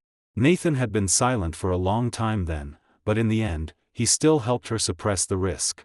Now, he was no longer suppressing it. At the launch, Summitcore's chairman smiled and said, "Many people know Mr. Grant has always been low profile. But those who truly understand the industry know Grant Tech's accumulation in foundational algorithms and risk control models leads the market by at least 3 years." The comments instantly filled the screen. Isn't this directly slapping Vail Group? Leading by 3 years?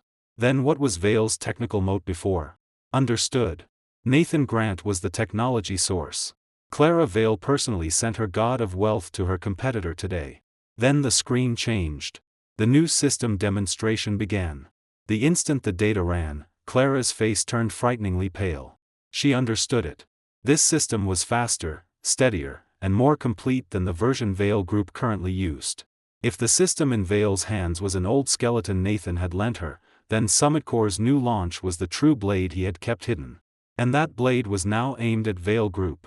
Summitcore's chairman looked toward the camera, smiling gently, but his words were ruthless. "Over the next 3 months, we will open migration support for Vail Group's former core clients." The moment he said that, Clara shot to her feet. The executives in the office all changed expression. "He's trying to steal our clients." "No. The clients will run on their own. Once our system license stops, service stability cannot be guaranteed. Summitcore now offers migration support. That's a direct takeover." Clara's ears buzzed. Her phone rang again. She looked down. It was the chairman of their largest client. She answered, trying to keep her voice steady. "Mr. Lowe." The other side did not exchange pleasantries. "Ms. Vail, we are suspending next quarter's cooperation."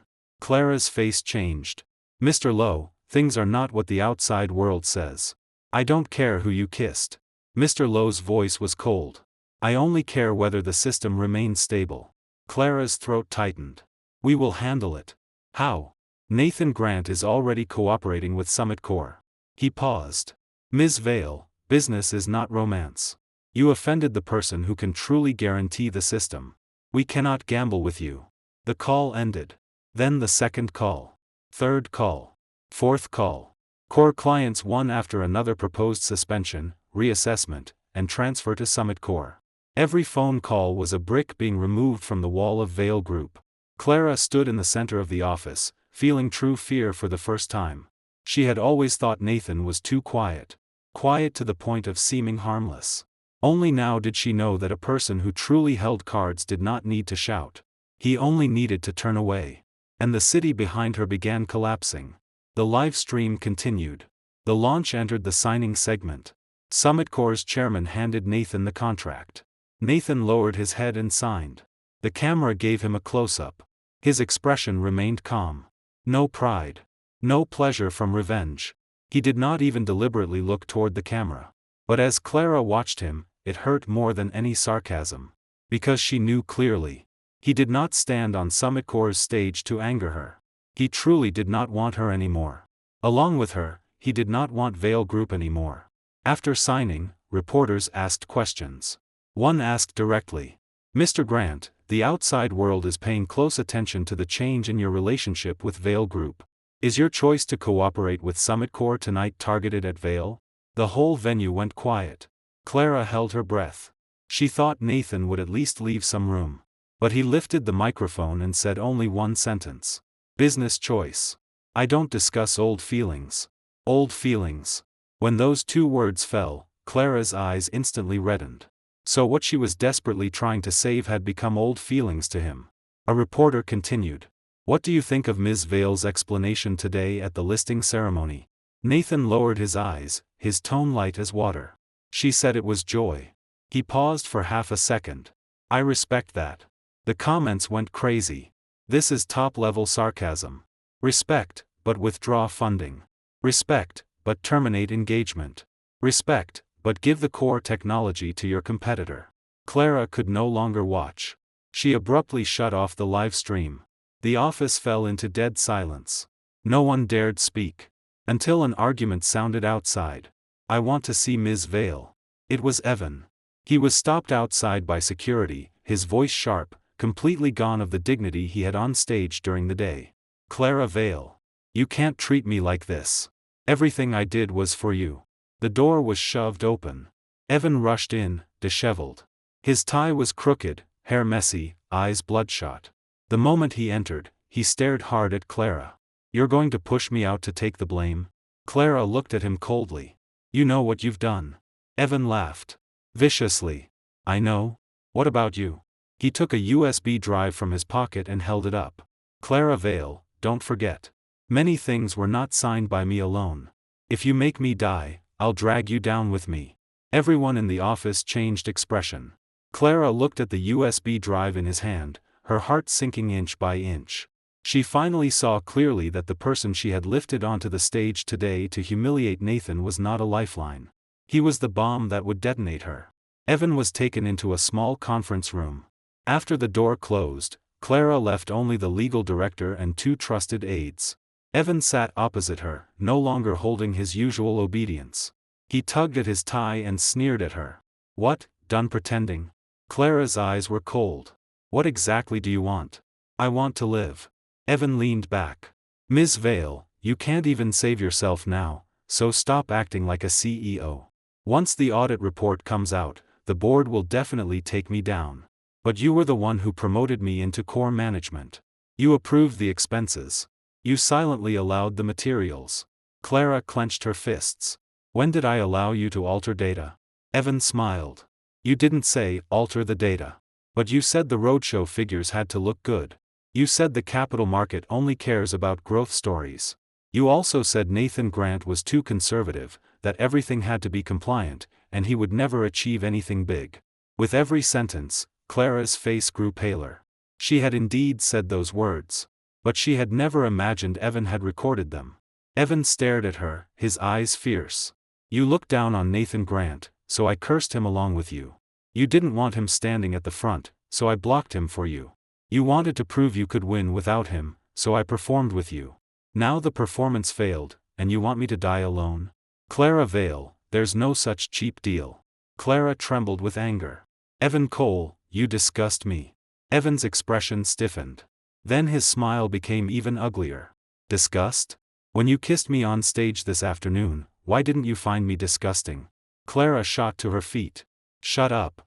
Evan stood too, pressing both hands on the table, eyes full of madness. "You regret it now, don't you? Regret not choosing Nathan Grant? Regret pushing him to Summit Core? Unfortunately, it's too late. You kissed me in front of the entire internet today. The whole world knows our relationship isn't clean. Now you want to go back to him? Do you think he still wants you?" That sentence pierced Clara's heart like a dull knife. Her face turned pale. Her lips trembled. She could not say a single word. Watching her reaction, the twisted pleasure in Evan's heart finally rose. He could not obtain everything Nathan had. Then he would drag Clara into the mud too. "I'm telling you, Clara Vale." He lowered his voice. "I want 30 million, plus a waiver agreement. Otherwise, the recordings, chats, and approval emails in my hand will all go to the media and regulators." The legal director's face turned iron gray. "This is blackmail." Evan sneered. "Then call the police. Let's see who's more afraid in the end." Clara stared at him. At this moment, she suddenly thought of Nathan. If Nathan were here, what would he do? He would not be threatened by Evan. The first time Evan reached for core documents, Nathan would have kicked him out. He would have locked the approval chain in advance. Left evidence. Blocked risk at the door. But she thought Nathan controlled too much. Thought he was too cold. Thought he always stood above and judged her. So she personally let a snake in. Now that snake had bitten her throat. Only now did she know pain. At that moment, the conference room door was pushed open. The board secretary walked in, expression complicated. "Ms. Vale, the police are here." Evan's face changed. "Who called the police?" No one answered. The next second, several officers entered the conference room. The lead officer showed his badge. "Evan Cole, correct? You are suspected of occupational embezzlement, commercial data fraud, and extortion. Please come with us." Evan jumped to his feet. "Impossible." He looked at Clara, eyes venomous. "You called the police? Clara Vale, you want me silenced?" Clara was stunned too. It was not her. She had not even made a decision yet. The police moved forward and restrained Evan. He struggled violently. I have evidence. I have evidence against Clara Vale. If you arrest me, she won't escape either. The lead officer said coldly, we already have the relevant evidence. You can explain slowly at the station. Evan's face turned deathly pale. Already had it? Who gave it? The answer hardly needed thought. Nathan Grant. He had not only found Evan's abnormal expenditures. He had given the evidence to the police in advance. Perhaps even Evan's backhand to threaten Clara had been in Nathan's prediction. As Evan was dragged away, he suddenly turned back like a madman and roared. Clara Vale. Do you think Nathan Grant is helping you? He's making you see with your own eyes what kind of thing you chose. You're finished. I'm finished, and you're finished too. His voice faded farther and farther away. The conference room became quiet again. Clara stood where she was, hands and feet ice cold. Evan was right. Nathan was not helping her. He was peeling away the truth layer by layer, letting everyone see exactly how stupid she had been. For Evan Cole, she had driven away the real pillar. To prove she did not need Nathan, she had personally pushed the company to the edge of a cliff. The legal director said quietly, Ms. Vale, now that Evan Cole has been taken away, at least we can temporarily cut off part of the risk. Clara smiled bitterly. Cut off? She lifted her head and looked out the window. Downstairs was packed with media. Flashes blinked again and again, like countless eyes staring at her defeat. Is cutting it off now still useful? No one answered. Her phone vibrated. She looked down. A new financial push notification. Summit Core announces access to Vale Group's 3 core clients, Nathan Grant personally responsible for migration plan. Clara's vision went dark. 3 core clients. Those were the foundation of Vale Group's growth model for the next 2 years. Without them, half the listing story collapsed. She gripped the table edge just to barely remain standing. At that moment, she suddenly cared about nothing else. The board. Stock price. Media. Evan. None of it mattered. She only wanted to see Nathan. She wanted to ask him whether there truly was no room left. At 11 that night, rain fell heavily. Clara went alone to Nathan's residence. She did not bring an assistant. Nor a driver. When her car stopped outside the Villa district, security blocked her. Sorry, Ms. Vale. Your access permission has been cancelled. Clara froze. Before, her license plate had been registered with this gate. Nathan had said, from now on, this place is also your home. Now, permission cancelled. One sentence kept her outside. She stood in the rain. Her hair was soon soaked. The white suit that had been dazzling in the day now clung to her body with rainwater, leaving her so bedraggled that she barely looked like a CEO. She took out her phone and called Nathan. Still could not connect. She sent him a message. Nathan, I'm at the gate. Send failed. He had blocked her completely. Clara stood in the rain and suddenly laughed once. Then the laughter turned into tears. She had never imagined that one day, she would not even be able to enter Nathan's home. No. Rather, she had never imagined that one day Nathan would truly not want her. The rain grew heavier. The guard looked at her in such a miserable state and felt some pity, but still reminded her. Ms. Vale, Mr. Grant instructed that you cannot enter. Clara's voice was hoarse. I won't enter. I'll wait here. The guard sighed and did not persuade her further. On the second floor of the villa, the lights were on. Nathan stood by the window, looking through the rain curtain at the figure at the gate. Mason stood behind him and said quietly, Mr. Grant, Ms. Vale has been standing there for half an hour. Nathan did not speak. Mason hesitated. The rain is heavy. Nathan lowered his eyes, voice faint. When she stood on stage this afternoon, the lights were bright too. Mason fell silent. He understood. Mr. Grant was not heartless. His heart had long been wounded through. If today had only been an argument, Nathan might have left some room. But after Clara kissed Evan in public, she did not apologize in panic. She smiled and said it was joy. That was the knife that truly cut everything off. Outside the gate, Clara kept waiting. She thought of many years ago. Back then, the company had not listed, and even the office air conditioning was too expensive to turn on. She lay on the desk crying, saying she could not hold on anymore. Nathan draped his coat over her shoulders and stayed up the entire night rewriting the financing plan for her. When dawn came, he rubbed his brow and said, Don't be afraid. I'm here. She had once believed those 3 words so naturally. Later, she became busier, more glamorous, and more used to his existence. So used to it that she forgot. He could get tired. He could hurt. He could one day turn and leave. The villa door finally opened. Clara abruptly lifted her head. But the person who came out was not Nathan. It was Mason. Mason walked to the gate with an umbrella and looked at her through the iron bars. "Ms. Vale, Mr. Grant asks you to go back." Clara's voice trembled. "He won't see me." Mason shook his head. Tears surged into Clara's eyes. "Mason, let me in. I'll just say a few words. I'll leave after." "Ms. Vale, Mr. Grant said it's unnecessary." "How could it be unnecessary?" Clara gripped the iron gate, rainwater flowing down her face.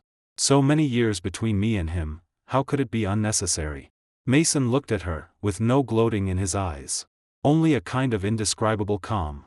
"Ms. Vale, Mr. Grant once believed so many years between you meant it wouldn't come to this. But today, you made him understand with your own hands. It could." Clara's face turned deathly pale. Her throat seemed blocked, and she could not speak for a long time. Mason handed her a document bag. "This is what Mr. Grant asked me to give you." Clara took it and opened it with trembling fingers. Inside was not the engagement agreement. It was a stack of old photos and photocopied documents. 3 years ago, when she had broken down crying in the company conference room, Nathan sat beside her signing guarantee documents for her. 2 years ago, when she was hospitalized with a high fever, Nathan stood outside the ward taking calls from investors. 1 year ago, after she secured a key client, she smiled and hugged Nathan, saying, "When listing day comes, we'll ring the bell together." Another photo was from the day their engagement was set. She stood beside Nathan, smiling lightly. Back then, her eyes had him in them. They truly did. Clara held the photos and cried until she could barely stand. At the bottom of the document bag was 1 page. Nathan had written it by hand. Only 2 lines. "I once paved every road beneath your feet. But you chose to step on my face and hold another man's hand." Clara finally collapsed. She crouched in the rain, covered her face, and sobbed aloud. It was not an act. Nor for the sake of recovering benefits. At that moment, she truly hurt. So much that breathing felt like being cut by knives. Unfortunately, it was too late. At the second-floor window, Nathan watched her in the rain. There was no pleasure in his eyes. Only exhaustion. He had once wanted so much to wait for her to turn back. Wait for her to acknowledge what he had given. Wait for her, even in her brightest moment, to remember who should be standing beside her. But she did not. She crushed all his expectations in that kiss after the bell rang. Mason returned to the house and asked quietly, "Mr. Grant, continue?" Nathan turned and walked toward the study. "Continue." Mason froze. Nathan's voice was calm. "Tomorrow morning, hold a press conference. I will personally respond to every issue involving Vale Group." Mason's heart shook. He knew. The true final blow was coming. At 10 the next morning, Grant Tech's press conference was full. Financial media, technology media, entertainment media, all had come. Everyone knew Nathan Grant would respond to the Vale Group storm today. This press conference was destined to decide Vale Group's final fate. Clara came too.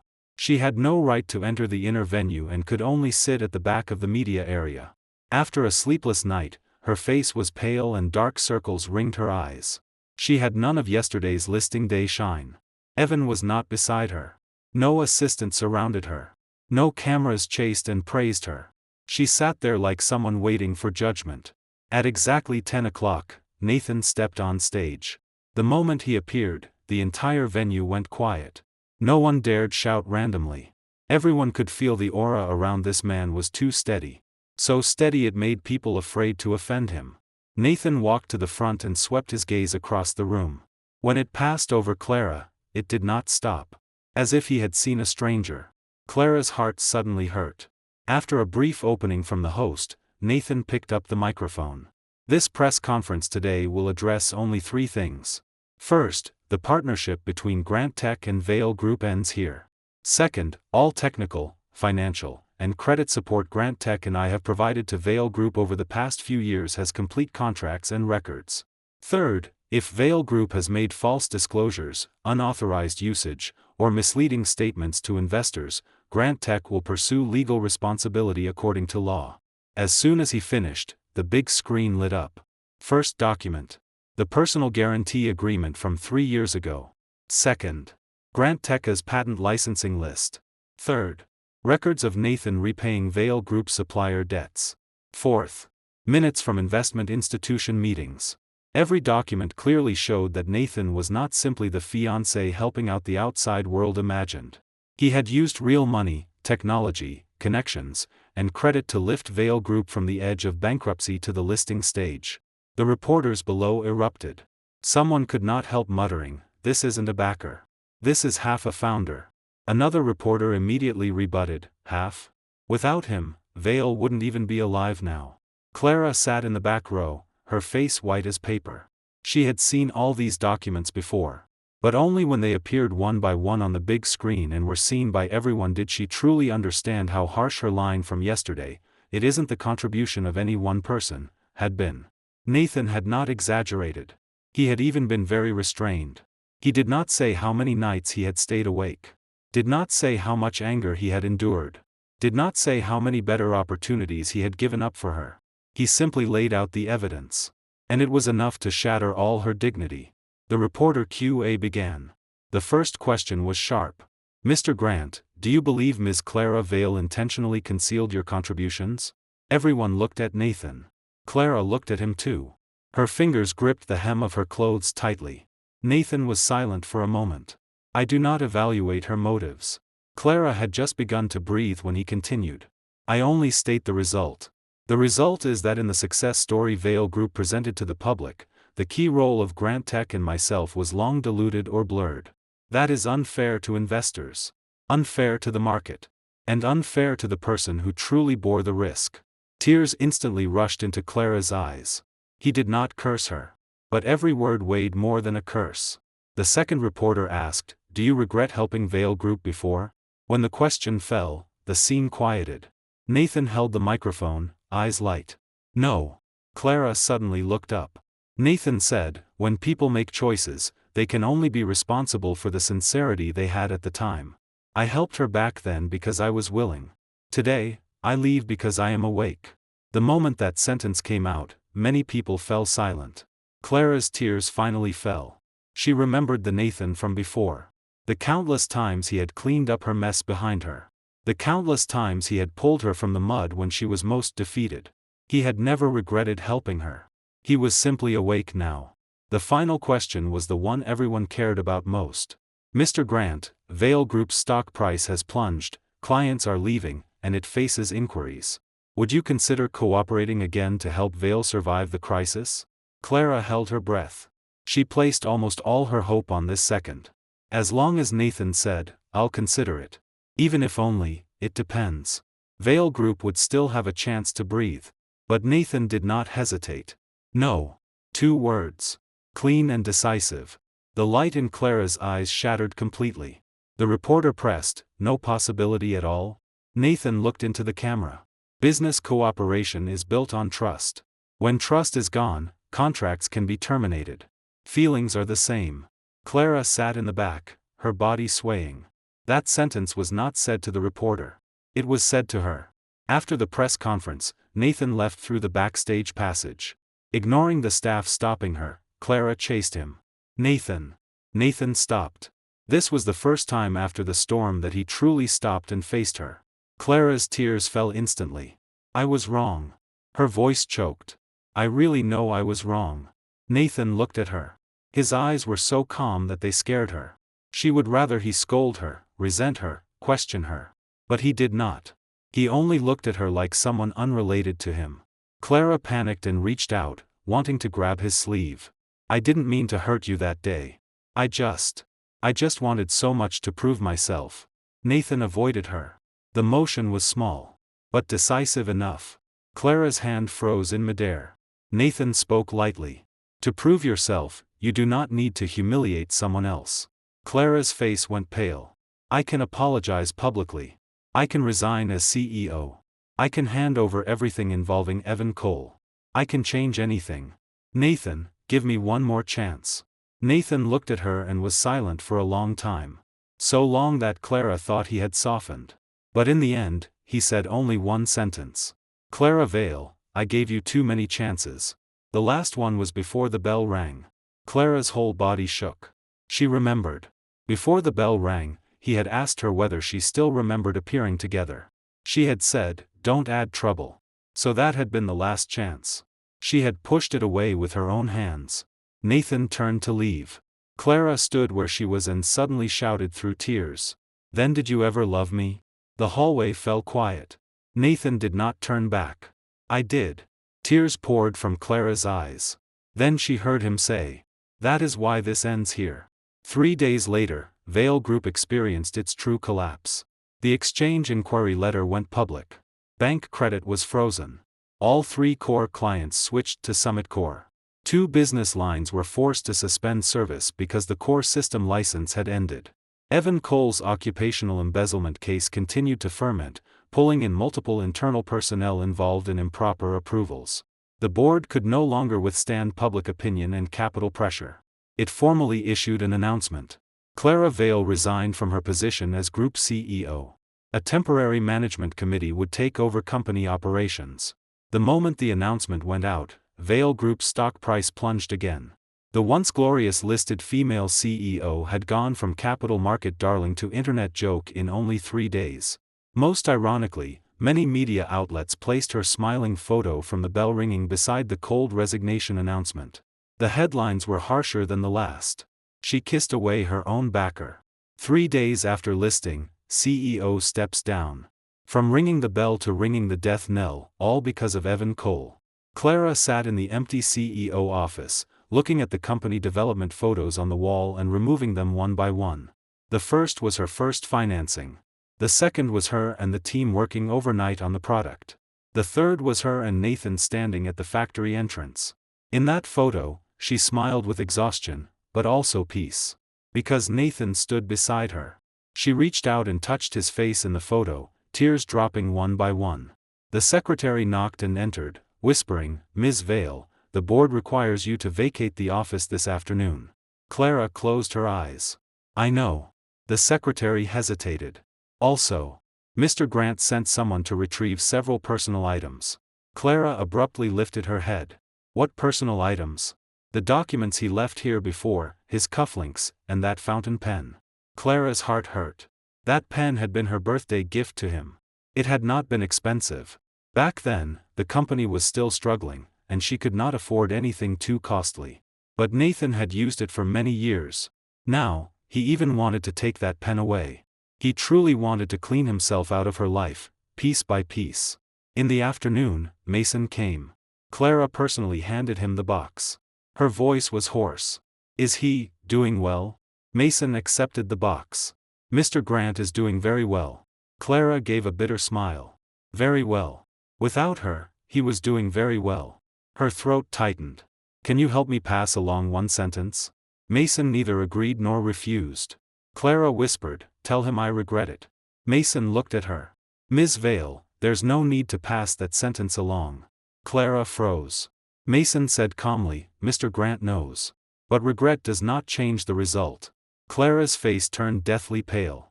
Mason turned and left. The moment the office door closed, Clara could no longer hold herself up. She collapsed into the chair. What she had feared most before was losing. She feared others saying she relied on Nathan. Feared others failing to see her ability. Feared she would forever live in his shadow. Only now did she understand that what truly made her lose was never that Nathan was too powerful. It was that she treated the person who loved her as an obstacle. And treated the person harming her as proof of herself. Outside the door, a commotion suddenly rose. The secretary rushed in. "Ms. Vale, Evan Cole's family is here. They're downstairs making a scene, saying you harmed him." Clara's eyes went cold. "Have security handle it. They brought media." Clara stood, pale but calm. "Then I'll go down." The secretary froze. "If you go down now, you'll be attacked." Clara took her coat. "I have nothing left to hide from." In the lobby downstairs, Evan's mother sat on the floor and wailed. "My son was harmed by Clara Vale. She seduced my son and made him take the blame. Rich people are all evil. Cameras aimed at the entrance. Employees whispered. The moment Clara walked out, all sound stopped for a beat. Evan's mother immediately lunged forward. "Give me back my son." Security stopped her. Clara stood on the steps and looked at the cameras. This time, she did not avoid them. Evan Cole committed crimes. The law will handle him. I failed to judge people properly and used the wrong person. I will bear the responsibility I should bear. Evan's mother screamed, "Nonsense. My son was with you. You made him do everything." Clara looked at her, eyes tired but sharp. "I will not whitewash him. Nor will I whitewash myself. What should be investigated will be investigated. What should be judged will be judged." She paused, then bowed deeply toward the cameras. "I'm sorry. Not to the board. Not to investors. Not to the media." The person she truly wanted to apologize to was not here. But she knew he would no longer listen. 1 month later, SummitCore's new system went fully online. Relying on Grantech's core architecture, SummitCore won 7 major clients in only 4 weeks, and its market value surged. Nathan Grant's name also truly moved from behind the scenes to the front for the first time. The media called him the calmest counterattacker. Some said he was ruthless. Some said he was clear-headed. Some said he had buried the old kingdom he had personally lifted up in 1 month. But Nathan never responded to those evaluations. He held meetings as usual. Worked as usual. Did every matter to perfection as usual. As if that earth-shaking betrayal had become old news. Clara saw him again at an industry summit. That day, Nathan appeared as the closing keynote speaker. Industry leaders and investors filled the audience. He stood on stage and spoke about technology trends, business logic, corporate governance, and risk boundaries. His logic was clear. His sharpness restrained. Everyone listened seriously. Clara sat in the last row, quiet as a stranger. She was no longer Vail Group's CEO. After restructuring, the company preserved part of its business, but it would never return to the glory of listing day. The shares remaining in her hand had shrunk drastically after the stock price collapse. Evan's case was still awaiting trial. Vail Group's inquiries and rectifications were not yet over. Everything was still paying the price for her pride that day. After the summit ended, she waited for Nathan at the end of the hallway. Many people surrounded him. Investors, entrepreneurs, media. Everyone wanted to speak with him. Clara watched from afar and suddenly remembered listing day. It had been like this too. Lights chased her. Cameras faced her. Applause surrounded her. But back then, she had not looked back at Nathan. Now, it was her turn to stand outside the crowd. Nathan finally walked out from the group. Clara gathered her courage and stepped forward. "Nathan." Nathan stopped. His gaze landed on her calmly. No disgust. No warmth. Clara's heart ached. She would rather he hated her. At least hatred meant he still cared. But now, he had truly let go. "I only wanted to say one thing." Her voice was very light. "I'm sorry." Nathan looked at her. "I heard you." Clara's eyes reddened. "And thank you. Thank you for helping me before. And thank you for not pushing me all the way to death later." Nathan said mildly, "Vail Group is still alive not because I went soft. It's because there are many innocent people in the company." Clara nodded, tears falling. "I know." She lowered her head and laughed once, ugly and broken. "I used to think that when you stood behind me, you were blocking my light. Only now do I understand that you were standing there to block the wind for me." Nathan did not speak. Clara lifted her head and looked at him seriously. "I'm not asking you to forgive me. And I'm not asking you to turn back. I only want you to know that I truly regret it." Nathan was silent for a moment. Clara Vail, people cannot always wait until they lose something before they finally see clearly what others gave them. Tears surged down Clara's face. "I know. So move forward." Nathan's voice was light. "Don't look back at me anymore." That sentence was as soft as wind. But it was like the final door closing completely before Clara. She stood where she was and watched Nathan turn away. This time, she did not chase him. Because she finally understood. Some people were not impossible to wait for. They had been pushed too far away by her own hands. At the end of the hallway, sunlight fell through the glass windows. Nathan's back crossed through the light and shadow, straight and clean, without the slightest pause. He had once lifted her from darkness. He had also taken back everything after betrayal. Now, he was finally walking forward only for himself. Clara watched him leave, tears blurring her vision. She remembered the bell from listing day. At that time, she thought it was the sound of her reaching the top. Only later did she understand. It was also the sound of Nathan Grant completely giving up on her. And in this world, the cruelest revenge is never hysteria. It is when he does not fight, does not argue, does not turn back. He simply takes back all the light he once gave you. Then lets you watch with your own eyes as the high platform you lit with your own hands collapses inch by inch into ruins. That's all for today's story. Remember to subscribe and leave a comment.